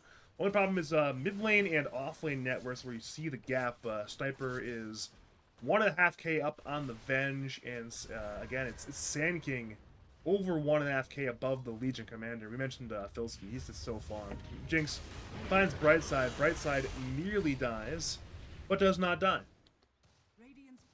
I mean, Filski is like the kind of the centerpiece of the Radiant lineup this game. Like, you snipers died a couple times, but it's really not that bad because he's gonna get like Maelstrom and I guess Aghanims or whatever, and the Sand King's gonna blink and he's just gonna press like scatter shot and ulti, and people are gonna die when the Sand King blinks and stuns them.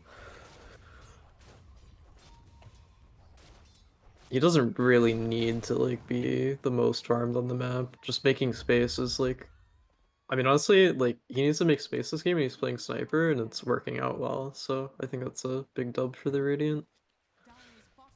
And he's not going to be blinking for a while, but his build, it's very good to hit these creeps. He's very close to his big, I believe it's a Bloodstone he's buying right now. And now Ka.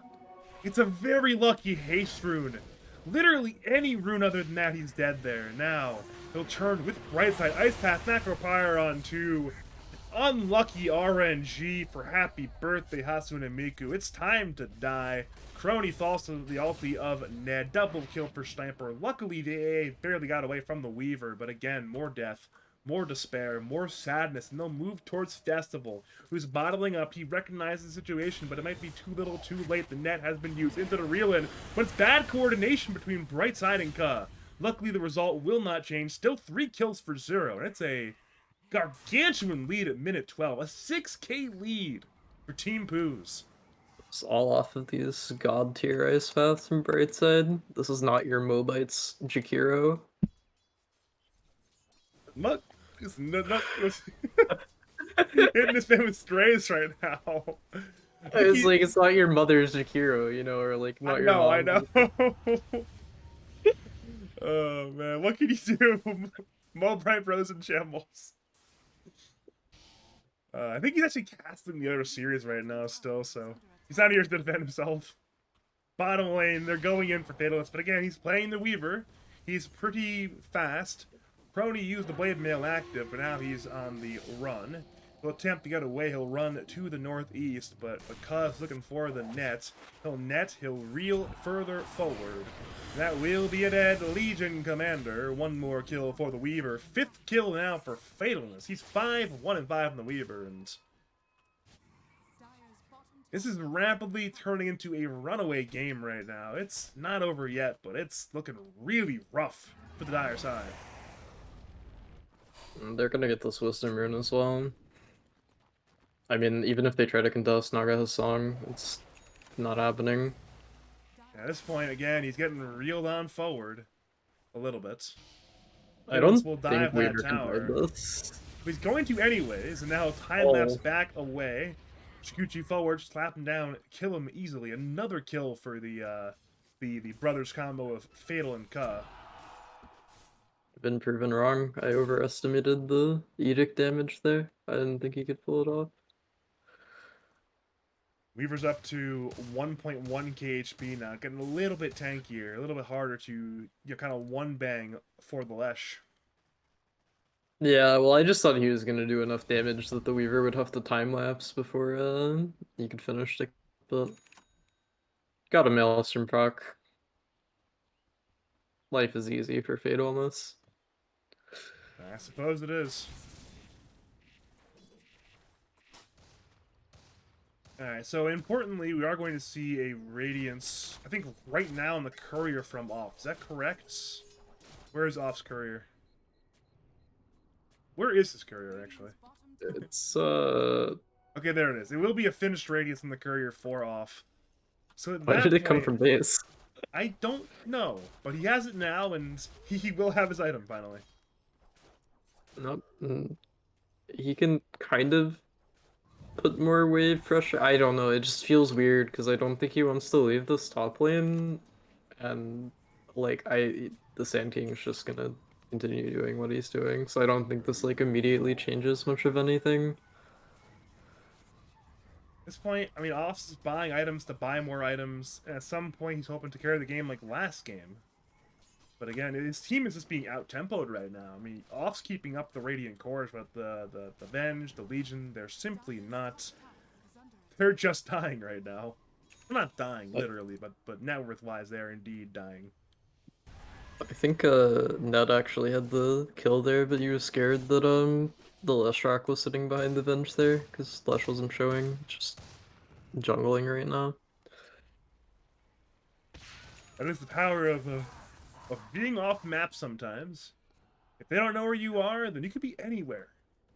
Ah, that's why you go level 1 jungle on Pudge. Yeah. Level 1 jungle on Pudge. I'm gonna put that in my notes for later. I'm gonna go to the gym with that. Like, hey, Jim, can you pick me level 1 jungle Pudge? We'll see how that one goes. I mean, Ari did it. Out for him. And they won a TI qual game. I guess that is fair. I guess that is fair. 4-man smoke from Team Pooz. They're running at Off. They've seen him recently on the Observer Ward, but he is indeed playing Lifestealer. Burrow to lead into Ice Path. They're trying to stun lock him down, and they will stun lock him 100-0 in time. No way out. Could not get that Lotus or the 20-charge wand off, so... At that point, he's dead. His tower that he's been defending for 17 minutes, it's going to die. I'm drawing the X already, and... As a result, we'll see a bit of split farm in return. Some much-needed creeps for Festival mid lane, but... You know, after this tower dies, and it has died, I mean, we see a Blink Bloodstone on Filski. It's time to run the train. Yeah, this Radiant lineup is like really easy to play. Like the sniper is just getting a Blink Dagger to connect better with the Sand King, because this scatter shot's gonna do a lot of damage very quickly off these Sand King stuns. Yeah, if you just saw Jinx for the last 12 seconds, it was incredibly sad for him. Wait, they're killing the Weaver! They're killing the Weaver! The duel win! Invet is somehow still alive. It'll be Epi Burrow to counterplay here. We got 2 counter kills on Crony and Jinx, but that seems like a very free kill for the Radiant, but instead it's a dual loss for Fatalist, giving a dual win to Crony. They both did 6 string on the AA will die as well, but that could have been a lot worse than it was, even though it's still a fight loss. Well, the Naga doesn't have his shard yet, and I mean they also just have the AA, right? So I guess it doesn't really matter. Oh, Well, here we go again. Goodbye, Venge. And goodbye, Venge. He's got an item up this. He's going to die again. Perhaps local. Never mind. Could not kill Ka. Swapped in right side to go for the right clicks on Ka, but it ended up not working out. they're gonna try to defend, but And Leshrac they're not is going getting... to, though, because they're already going to die. They've lost the Lash. They've already lost 2. The tower's basically dead. He's got Blink Duel with an infested lifesteal inside him, going for Filski. They need to kill him. And they eventually... Well, but it's not a duel win! It's not even a duel win! It's not even a duel win, Knives! Yeah, and they're still gonna lose the tower. They do get the deny, but I don't know, this Radiant off like lineup is just so easy to play. The Sand King blinks in, he stuns somebody, and then they just throw all their spells on it. Like it's literally plays itself. Like the only person who actually has to play the game is Volsky. Yeah, and luckily Filski is pretty good at Dotes, so he can play the game and have his teammates follow up, drop the spells, win the Dota game, and... At this point, Off's just running away. He says, you know what, guys? I don't want to be here. I'm not enjoying this. Problem is now his team is getting run at. Middle lane. Glyphier into Crony into net from Naga Siren. He swapped away by Festival, but now both might end up dying. Crony certainly will. Plant Ulti finishes the job. Ka is saved by the Ice Path. Technically, it did not hit, but it's a zoning ice path, so that's still a save there. Now Ned looks to fight the Venge. Venge gets dove by the two-man burrow from Filski. Perfectly played by the Sand King once again. Goodbye, Festival. But he once again has the Ag, so possibly bring down Filski with him. Ice Blast will end up hitting, I believe, nobody. So the Venge Illusion will die. Finos will Gleipnir forward, looking for the AA. Is netted, but will not end up dying. Regardless, it's another 3 for... He's out of the base! He's out of the base! He got ripped outside of his base! Never mind. Yeah. This reel-in is quite strong, Badger. Apparently, when you give the 4,200 gold item for free, it's pretty good. I would like to see like an Aether and an Ags come out of the Naga this game. He's gonna go the bongo boots here now, though. Bongo boots. Brightside almost has a pipe, by the way, which is quite crazy. So usually it's impossible to have, you know, your offlaner be this farmed by no weenie items and still have the weenie items in your team anyways, but I guess when your team is this farmed, you can buy the weenie items in your shops. You know. Brightside just uses his not floor mid 7k mid player to get his items and have a really free game. Oh, He knows that that'll recover. This is true, and it seems like, speaking of recovery, happy birthday, Hatsune. Miku will look to force a recovery right now. Brony has an infested life stealer inside him, but Radiant on the day vision saw the Legion's smoke break. Kala has a song, it's way too late. Dire run away, but they need to keep running away right now.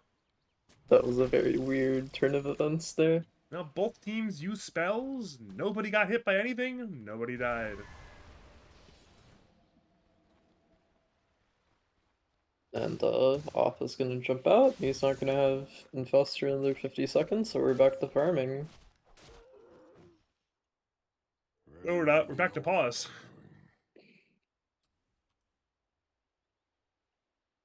What are we at now? Like 4 pauses this series? 3 pauses? 4 pauses? You know, Dota is not in a very stable state right now, Badger. They had the cancel games yesterday, or was it the day before? I don't remember. Day But they had before, the good ones. So, at least our game hasn't, like, crashed and they had to, like, reschedule or something. That is true. That is indeed something to be grateful for. Luckily, we are resumed. We have G's in the chat. We will resume to our very good Team Pooz game state. They're up by approximately 10k gold, just under 10k gold, and well, of course, they're going to continue to take their massive net worth lead and begin to take some key objectives. The main one, of course, is our good friend, Roshan. Right now, Radiant are congregating a bottom lane. They'll lock on into the Roshan pit, take a free Roshan. At that point, I don't know, take tier 2s. If the Dire Side Tormentor is still there, they can even grab the Dire Side Tormentor. There's a lot you can do right now. Well, they're looking with Naga Illusion, so it should be pretty safe for them to just take this. Maybe Venge is gonna go hit this tower. We're reading what they're doing Roche right now. Yep. Yeah, the Ice Blast scouted out, but it simply does not matter. Well, scouting it at least lets the Venge get this tower as a trade, so... That is true. It's better than nothing. I mean, it's not a good trade, but you know,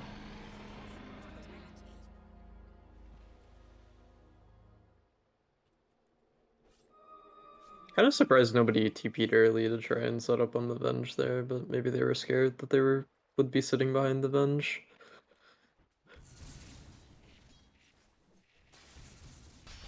well, Blink Duel top lane Weaver will end up barely surviving the. Never mind, he barely died during the duel. It's actually not a duel win though. So I guess the first tick outside of the duel ended up killing him. But now the second life will look to the Leipnir Legion commander. Pilski has the burrow ready to go. Ice Path the follow up stun, and they'll bring down Legion. That's actually not that bad because sure. You will lose this top tier 2 for that, but you no longer have that second life on the Weaver. Now mid lane, you find Sniper alone. He could not get away with the Hurricane Pike and the Aghanim Shard. Thanos arrives though with the Gleipnir. He's forced time lapse away from Festival and Jinx. Lesh and Venge will run away. Problem is, in comes Filski once again, finding Leshrac. He'll get run on. He accepts his death. High fives instead of trying to fight back, and now the remainder of the team will TP away. AA was successful off, and Festival walked away. But honestly, if you're the Dire side, you're feeling pretty good about that. That's a really good trade. Yep. I mean, get the Aegis off the board. I don't think they were gonna go high ground with this Aegis anyway. Then you trade Sniper for the track. You know, And you get them off your off map. Again, they're not going high ground, but you know what they could have done? There's a tier 2 mid, there's a tier 2 top, there's a tier 2 bot, there's a Dire side Tormentor. All that could have been free, but instead, it's now difficult. Yeah, not only that, but they TP'd out of this position in the top lane, which is like what they wanted to be doing. And now it's kind of like the map is opened up and the Dire is looking at bottom and it's just kind of they don't really know what they're supposed to do right now. I suppose at some point they'll again they're playing the farm game pretty well. They're reconfiguring their plan for the game now. Seems like Dire are very fine though to say, you know what, if you come into our top lane, we'll go towards your bottom lane. We'll get a lot of farm on our carry, and off. We mentioned that off is here to cultivate items, and he is cultivating items. He has the Radiance, he has the S and Y. He's not that far from the AC, so you know it's pretty good game state for the Lifestealer right now. Top lane though, Filski goes for a bit of pump fake on the Epi. He's waiting for a teammate to give him vision, it appears. Looking at Radiant Vision. We're seeing pings towards the Venge. This time for Venge to die. Epi, not even needed. Venge still has one left to play with. Problem is, her team is not arriving. So it's Venge dead, Venge Illusion dead. We're now seeing heroes arrive, but it's way too little, way too late. This will be that second tower, top lane, now taken. Note, though, that Jinx is cutting the wave here, so the push, it's kind of dead now. Pilski showed some excellent discipline on his skill usage there. Just holding the Burrow Strike, it forced the LS to cancel the TP, and then there was just no opportunity for them to make a counterplay. Jinx is being so disruptive right now. He forced the Gleipnir. He didn't cancel the Twin Gate animation. Filski's now on him. Fails here as well, but in comes the Weaver. And the Weaver is trying to fight, but he's a duel on Sand King. Sand King's already dead. It's one more duel win for Crony. His now actually only second duel win of the game for now 30 duel damage. And this song is used just to get away. Again, Radiant was not ready. I wasn't even ready for that play there. And that's a big duel win. Now we're seeing pings mid lane. They know Ned and Brightside are alone. And the Leshrac almost has his our favorite weenie item after that one. Oh no, not that item. No, not that item. Wait a minute. For the... I have him in this league. Can I just ban pipe? Am I allowed to ban pipe? I think you'd have to discuss that with the other admins. They owe me one. They owe me a favor, so. Oh, Leshrac laughed with you there, so. I'm probably not allowed to do that. That would be against league decorum, I'm sure, or something like that. The thing about this Leshrac support hero with this facet is like you were kind of like you play like a not weenie hero for like the first 15 minutes where you're just doing a ton of damage and going really hard, and then you like buy all these weenie items because it's really the only useful thing you can buy.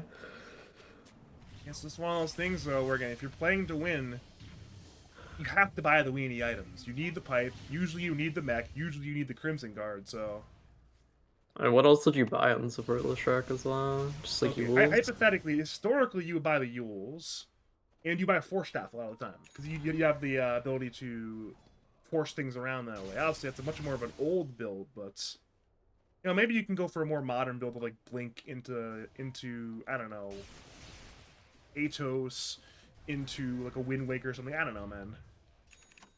Something more With fun like than the something more fun shard. than Pipe. Shard's good. Yeah, there we go. I mean, it's surely something more fun than Pipe Mech. Yeah, I mean these are the good items, right? Yeah, it's gonna be me all season complaining that the teams are buying the correct items. Yeah, Usually people complain about people buying the wrong items. I'm the opposite. I'm complaining about buying the correct items. Blink dual bottom lane on Sand King. Off inside Legion Commander. Nice blast will hit. That will be one more.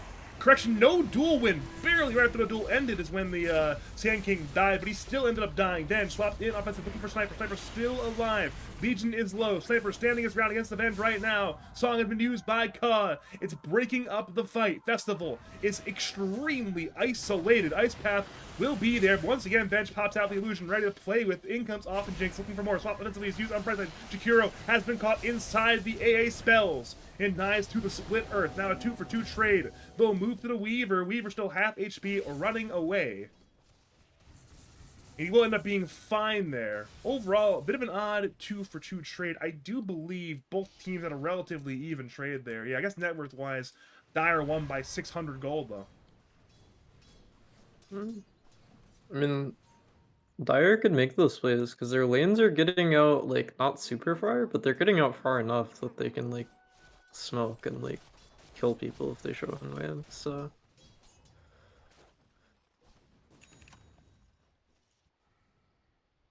Oh, A's in the pit way too early. He wants to be in the pits. he's gonna be waiting for a long time. Not even in the... I guess he is playing Ancient Apparition, so it doesn't really matter. Ice Blast real hits. Lincoln's has been broken, but again, Weaver's just a little bit too tanky right now. A little bit too much of a Weaver, so he's fine. I think with the Lincolns, it's a little bit harder to go on the Weaver with their gank combo, so maybe like Uh, Radiant has a better opening now to like push a map advantage since Weaver can theoretically show on waves.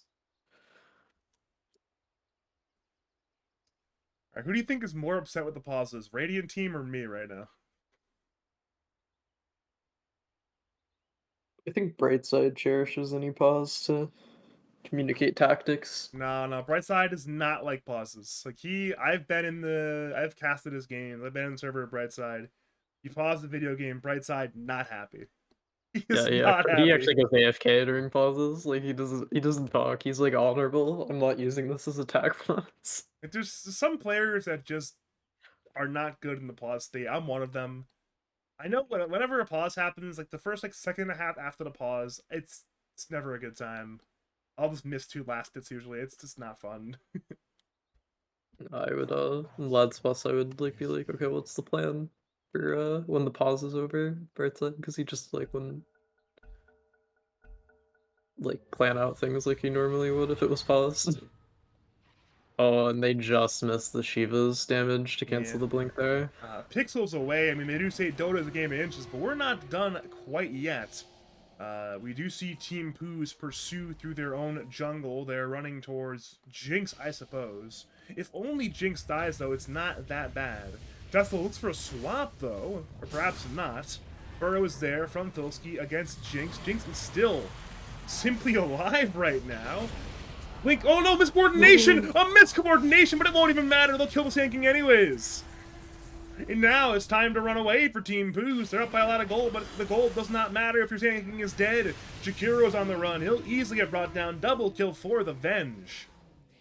An absolute disaster class from Happy Birthday Hatsune Miku, but they still win the fight easily. It's a 2-for-0. That was an unfortunate timing. Looks like they're gonna run away from the Roche, but it'll be interesting to see if Radiant goes back to contest after they realize that the Roshan is not spawned yet. Because Back this to is the a rush long pit you Roshan go. spawn. He's just gonna sit in the pit a little bit longer. Oh, I mean, it is also just hard to make plays into the Roche pit if you're not already there. You kind of just have to punish them on the rest of the map if the enemy team is sitting there. It's like one of the things that I would like to see them change after TI is just move these teleporters in this high ground away from the Roche pit. How far away? Like you could draw. You use control click draw how far away you want them. I like here. I Okay. don't think ward range should cover like the opening to the Roche pit. Like that's just this is just too powerful and like I don't know. Like you can just even if you're hitting Roche, if they try to go through, you can just kill them as soon as they come through, right? Because it's so close. It's so easy to pivot in the channel time. What if you swap this camp here with the twin gates? Maybe is that maybe the play there? You know, we put this over here, get a camp over here. Maybe now we're far enough away, or do you want it more over on? You drew it over here, so you know, we've got options still. I would prefer that it stays closer to the lane. But I mean, I guess what you're saying does make sense. Yeah, you could put it like somewhere like that. I think that would be okay. Carry players don't like it though, because then they don't have the small camp, medium camp thing here. I mean, they still have the small camp over here though, so they can go from here to here. So they won't be able to easily go from there, then connect to here at this little troll camp here. You know Yeah, what? but then people can teleport behind you, right? So it's kind of scary, Mm, no, carries adapt. The map keeps changing. I mean, it's one of those things where a lot of the patches in the last, let's just say, like 4 years have been pretty bad for carries and their farm patterns. But every single time the carry adapts, so they'll find a new way. Oh, they have a double damage on Radiant, and they're looking to like make a play off of this wave that's pushing in top. Kill the AA, maybe force people back. Yeah, I mean, DD Weaver.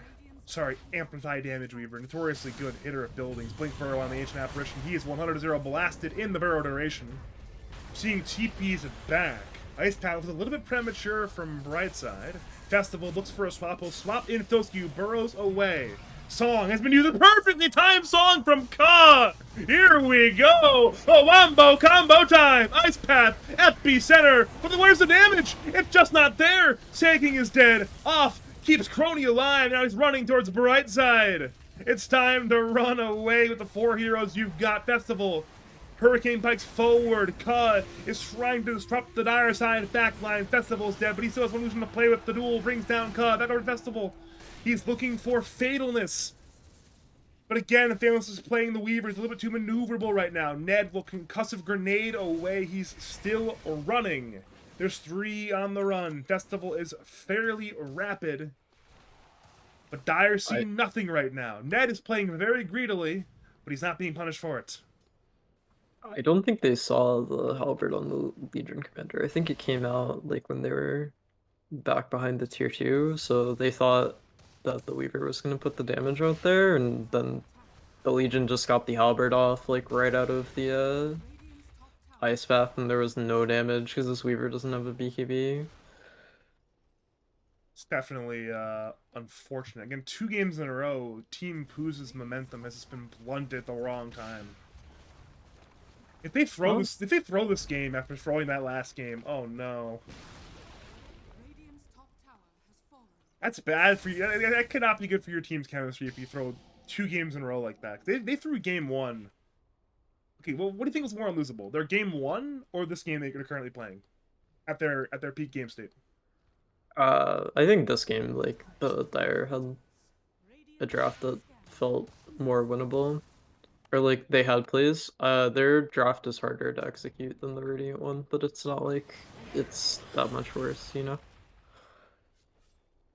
It just requires good play to make this draft work. Yeah, sometimes like a 0-2 in this fashion where like you feel like you should have 2-0'd is really bad for sort of your team's mental state. I remember so the core of this team actually played on Nexty back in season 13, I think it was. And they were playing the series against my team. They were #1 in the group at the time. They were 9-1. And they played my team and they were winning game 1, unlosable game, and then we just ratted them to death. And then game 2, again, pretty unlosable game. We ratted them to death again. And they never recovered from that loss. They never did. Happened before. In Lads Plus, there was a game where like we played against Madior's team in the group stage, and I don't know if you remember, but the Group A was like very even, and Adior kind of threw the game really hard with just not buying a BKB, but also playing really aggressively, and just died like 4 times in a row. And then I don't think they won a single game for the rest of group stage. I was on vacation for that, so I missed all of the Group Stage of Lads Plus. I was in Europe, so I was not there to cast the games, and I had very poor internet reception when I was in Europe, so I had no idea what's going on there.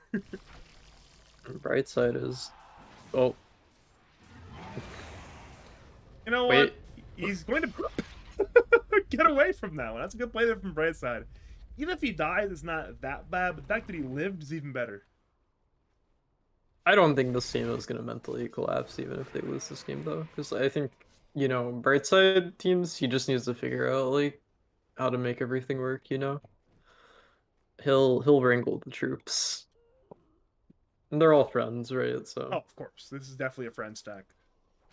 If you're like do like a 1 to 10 friend stack, like 1 being it's all business, 10 being it's just all friend stack, they're probably either a 9 or a 9.5. This is definitely a friend stack. Well, top lane, Jinx goes for a solo kill against Ned. A bold play to go for. He'll Ogre Shield Totem forward on Leshrac. Let's do luck over as well, but Ned now blinks away. As happens, there's a duel on Brightside, who somehow got to the top side jungle. And now he will once again return to whence he came, the Radiant Fountain, because he's dead. it's crazy though. The Radiant still has a Networth lead because this Dire team is just not killing creeps at all. They're just running around looking for kills constantly, just not showing on map, not killing creeps because they think it's better for them to just not show on the map. And so far, it's working. I mean, his net worth lead Ra- is just kind of gone right now. It's still 4K, but Radiant has options to fight high ground. When they can fight with vision and they're not fighting out on the map, I think they're a lot stronger. I mean, you kind of saw it top, like when they took that fight at the tier 3.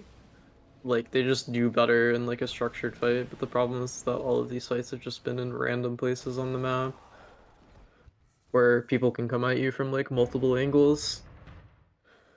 Radiant's middle tower is under attack. still active Dota time. We're not done yet. Tier 2 mid is now dead. Roshan is actually alive fairly soon, but I don't think either team wants to sit around for the next, say, 4 minutes, so we're not done yet. Okay, Dodger, what do you think the chances are that Radiant wins this game and like Dire throws high ground? I'll say Radiant have like a 40% chance to win right now. It feels like Dire have all the momentum in the world right now. It just feels so good for them. 40% chance is what you said? I'll say 40% chance for Radiant to win, yeah. I would have said like 35 or 30, but close enough. Yeah, again, the fact that they're still in the lead net worth wise gives me some hope. Where I think again, you see it right now. They're putting the pressure on. They're trying to force some kind of fight, and that's how you win this game. Is you still kill something. They'll go in for the Venge, but Venge swaps himself away. At this point, it's a Lincoln's block of the duel. So no duel. Cobble's song hitting it on basically nothing. Only problem, Filsky once again is stunned by the Ice Blast. He'll burr away from long range. Both teams use a lot of spells. Nobody dies. Solution BKB came out. I don't like Off's build. He doesn't have a Dispel, and the Snogger's gonna have an Ag soon. He's like 500 gold away. It's gonna make it really hard for them to go high ground. It's like my main worry for Dire team right now. How long will Naga have the Ags before off his Satanic though? Like maybe 2 minutes, 3 minutes? Like he's farming so fast in Lifesteal right now. I mean, sure, but it still feels bad to use Satanic. It's not as spammable as the thing, and you can kind of wait out the Satanic and then try to go, like, it's not a perfect solution. And hypothetically, he could be fine just kind of being netted sometimes. Obviously it's not ideal to be netted, but I think depending on the situation you can just hold Satanic and just say, you know what, I'm ensnared, it's okay. We'll make it through. Well, I think the problem would be that is if he uses Satanic, he has to wait for the CD, because otherwise the Naga can walk up in net and then just like blink backwards and start reeling him in, and nobody's going to be able to interrupt it. They'll have to like swap him out or something. I don't know like how the resource calculus works out. I think in a vacuum, I see what you're saying, but with how chaotic these fights have been, I think off will be absolutely fine. It's more of a high ground issue. I think we're gonna have some really chaotic high ground attempts when the time comes. I think this Venge swap, of course, will be the fun ability. We've seen it in most of these fights, the Venge swap causing a lot of problems. So, again, you have these really disruptive, annoying styles to deal with from Venge. At that point, I'm sure often just kind of slide into the chaos. Like, how often is Ka going to be able to sort of use the net in the real and unimpeded against off? Eh, it's pretty spammable. Uh, I guess the main worry now is that like Venger's gonna get level 25 and then another swap cooldown is pretty trivial. This guy has a S and Y as well, so he's quite tanky. It's not easy to deal with him. Speaking of tanky, Jinx is incredibly tanky right now, and apparently not. Never mind, he is tanky enough. Gets swapped away by Festival. Splitter is dodged by Ka, who made the mirror image illusions there. At this point now, Festival, who tried to save his teammates, will end up joining him. That's 2 kills. Ice Blast is there, but that will do absolutely nothing other than, I guess, stun some heroes temporarily. And Roshan is going to be coming up right into the arms of the Radiant. It's going to spawn in the next 5 seconds, and then 30 seconds from now, it's going to go top. They don't have a way to permastun it, especially not without the Lishrak. I mean, they're, again, Dire will be aware of this as well. I mean, AA already spotted it out, so we have a lot of But macro options right now for Team Pooz. They're headed high grounds. Both Venge and Lesh do have buybacks if it is the play of choice, but I'm sure they want to hold them. Radiant's kind of like not doing what they did last game, and they're like more aggressively going high ground to like control what the enemy team does rather than sort of rush the objectives. I think that's fair, you know, getting a little bit overzealous in flooding the lead is what did them in last game, so Yeah, they went through the teleporter when they could have just like they knew the other enemy team was out on the map. They could have just gone down the lane they were in and tried to go for the high ground to force them to TP back instead of going through teleporter, and that's sort of where the game turned around for Hatsune Miku. well, Radiant have entirely abandoned the dire side of the map. Team Pooh has returned to a relatively defensive posture, which means for Happy Birthday Hatsune and Miku, who are alive on 5, they can walk into Roshan, and well, if Radiant aren't there to defend it, it'll be pretty free. That'll be the Aegis, that'll be a banner, and it'll be a free Aghanim's Blessing. Who grabs the axe here in the dire side? Is it perhaps Lifestealer? Is it... I guess it has to be, right? It will go to Lifestealer. I think it should probably go to... I mean, that's probably fine on Lifestealer. Yeah, I don't see the AA Ags being useful at this stage of the game, and I guess Lesh Ags could be nice, but again, you were talking about him getting kited around in these fights potentially. Having the offensive infest could be what he needs to just have a little more maneuverability in these fights now. Oh yeah. It's also quite good if he gets the shard, because then he's applying like AoE slows and stuff. It's marginal usefulness to add onto it. Is he trying to get the free shard from a Tormentor action? Never mind, there's too many shards that have... Wait, Van doesn't have a shard? Huh. I'm shocked Festival doesn't have a shard right now. It's not really how he's been playing, I guess. It's just, so much more lockdown, you know? It's nice to have 2 stuns. Yeah, sometimes other items are more critical though.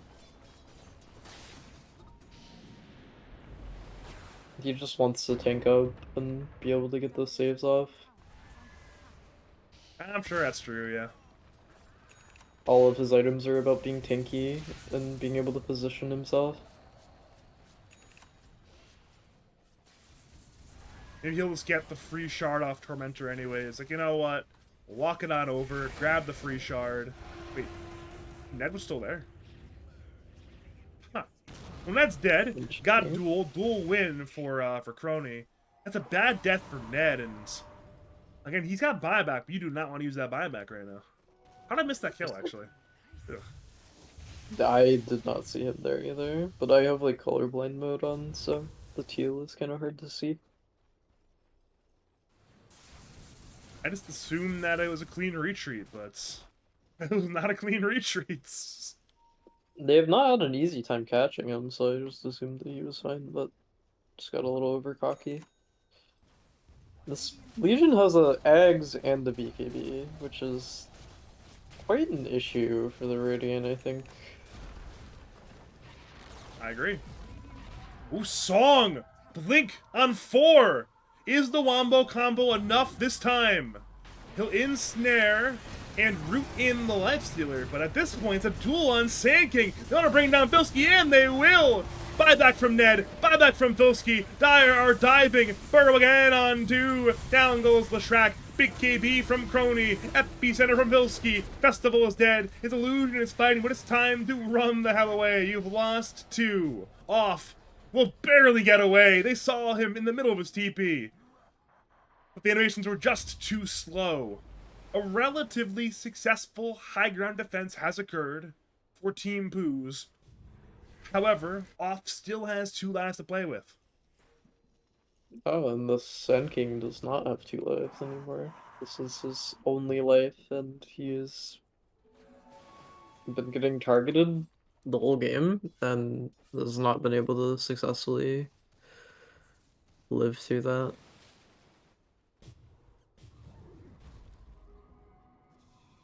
This is, again, you almost have to get something out of these buybacks here from Ned and Filski, but, I mean, what are you going to get? Maybe a tier 2 and a Tormentor? Not that much. Tormentor, no. I mean, it's better than nothing, surely, but that'd be a shard for either Brightside or Filski, but ugh. Both are pretty good. That is true, but The Sand King one, the slow applies for quite a while now. Like, I don't know, they increased the debuff duration, so it's like a 50% movement slow, 60 attack slow. for being Maybe help technical, them live. they're not even grabbing Tormentor either. They're just a little bit too scared to fight right now.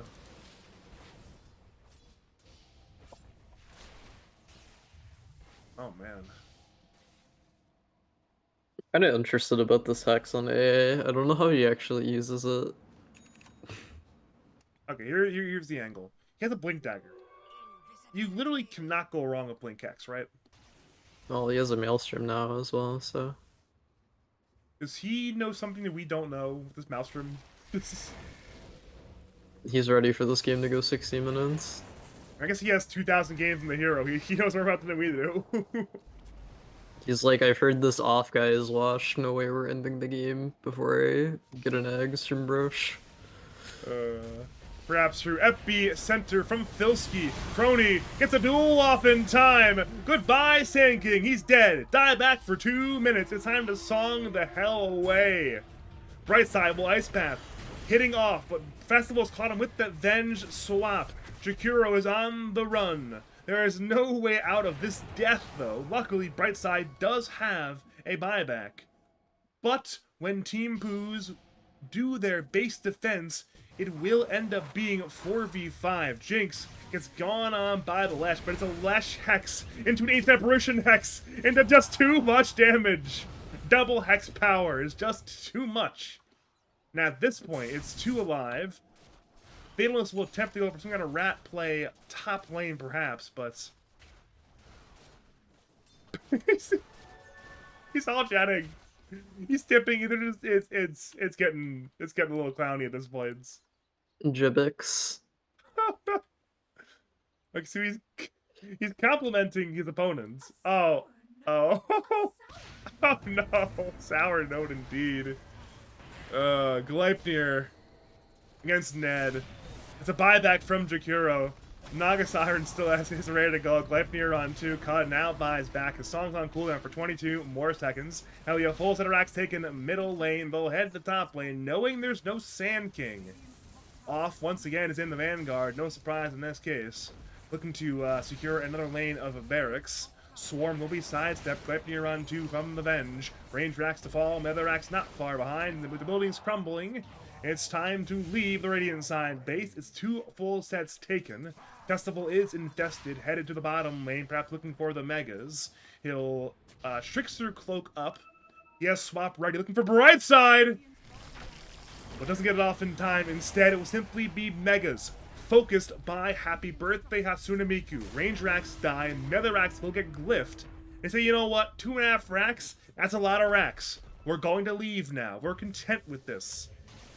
And as a result, Team Pooz, they are on the precipice of throwing a second game in a row from a very, very strong position. Well, the Weaver just unqueued his BKB and queued up a rapier, so that should tell you where we're at right now. Yes. I think this is kind of a downstream consequence of not building enough damage, really. Like, he has a Scotty, Lincoln's, Leipner was his build, and then Bloodthorn. So now he's getting this, and, you know, it might do a lot of damage. We'll see. I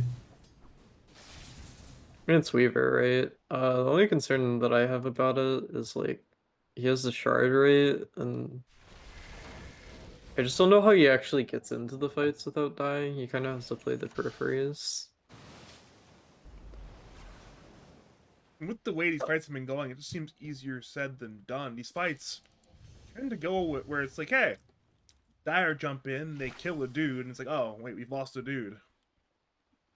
Well, a lot of it is just that they haven't had the damage from the Weaver to, like, get a return kill.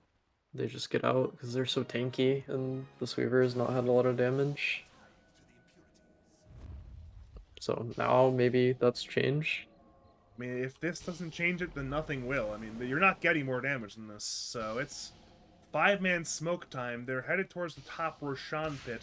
Roshan can be alive, but again, unlucky on the respawn. It's been about 9 minutes since the last respawn. I mean, he's just not going to be here for a while longer. Festival shows himself top lane. Swarm scouts the pit. Burrow on 2 from Thilski. Nice tap for somebody. BKBs or gets purged by that by the Legion Commander. And again, a duel on Thilski. Thilski goes down and again does not have a buyback.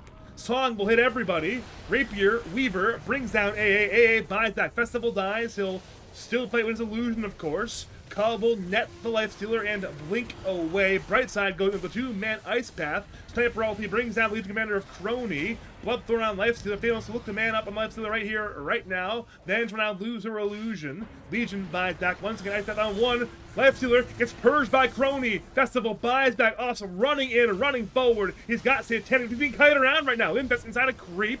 Cause hunting the creep though. Off's trying to man fight, but Fatal does more damage. But no, the stun from Festival. Weaver's dead. He has lost the rapier to Off. He buys back time-lapse, but it's just too late. And now Ka, his TP is canceled by the Venge swap. He'll go down. That is a dieback on Naga Siren. And the GG is called. Happy birthday, Hatsune Miku. Take the 2-0 on 2 comeback victories. Oh, and we're all chatting. No. Oh my. Oh no. Oh, there's no need for this hostility, guys. There's no need for the hostility. Please. Labs is a friendly community. No, it's not. You know it's not. I know it's not. We want it to be, but the thing is, because we want it to be doesn't mean it is. If we're, And the if we're Pokemon being pack. if we're being prescriptive, we say it's a nice community, but you, yeah.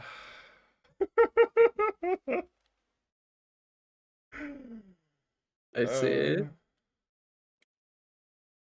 Well, those are definitely some games. I guess you could characterize them as throw. I don't know if I would characterize the second game as like a throw because I think the Dire draft was pretty good. Although I think the Weaver definitely could have itemized differently to make this game easier.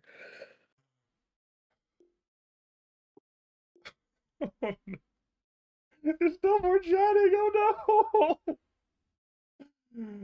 Oh no! Uh,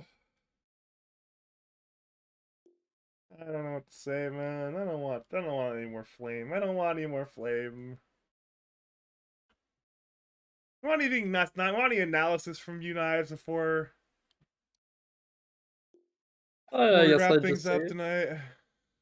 That I think the Brightside team. When was the last time these guys played together, Badger? Do you know? What exact combination of players are you trying to reference in that case? Like the Fatalness and uh Brightside, Fatalness, Ned, like We've seen like different combinations of that basically every season for the last like 6 years, but this exact combo is definitely new. They have not had Filski in this combo with Brightside before. I think it just might take them a few series to figure things out in terms of like what Brightside should expect from like their lower rated players. You see, there's only so many ways to be bad at support, but there are like an exponential amount of more mistakes you can make on core, like just different kinds of mistakes. So it's hard to know how any one core player might mess up and like what you have to like look out for and think about when playing. So I think he'll figure out like the drafts and stuff. So I don't think that this is like I saying that think, like they're gonna go poorly this season for him. I think that this team is still really good. And I mean, I think the other team is like the best team in the group probably. So, yeah, these are close games. and that was my prediction. In my content, me and Artorias both took this dire side team, the best team in the group, but I think I did too. I think it makes sense given last season they were really good and then they upgraded, and despite the very prolific all chat after the game, off still ends up with a 2-0 victory here. So Well, he's a good player. Just as long as the game doesn't come down to soloing Tormentor, I'm sure it'll be fun. I wonder if there's chatting in the lads cord right now. They're probably. Oh no, there is. I don't want to read this. I'm gonna just not read the lads Discord right now. I'm not gonna do it. I'm just not gonna read this Discord yet. I'll read it later. You should go to bed and just pretend that happened because you just want to like keep a positive opinion of everybody and be impartial, just like fair. I do what I can. There's only so much you can do. I like the players on both teams still. I don't care what happens. But thanks for coming on tonight, Mr. Knives in My Coffee. Do you have any final words, call out, shout, say to the people of League of Lads? Off kind of right about the Weaver item build though. No, I'm just kidding. I'm sorry. uh... All right. On that note, I'm gonna wrap things up. Thanks to the viewers for tuning on in for this 2-0 victory of Happy Birthday Hatsune Miku over Team Pooz. Pretty epic two games that arguably they should have lost, but in the very end, it was Happy Birthday Hatsune Miku who were able to have that late game control and that late game clutch factor. So how to cast your games, cast your tournaments. Contact me over on the Discord. It's Badger Pablo on Discord, or over on the Twitter. It's twitter.com/Badger Dota 2. So yeah, especially if you're a tournament admin looking for one of the best tournament admins in the business with some former BTS Pro Series experience, then hit me up. But when you don't, then yeah, have a great day. And as always, to the viewers, thank you for watching and have a great night.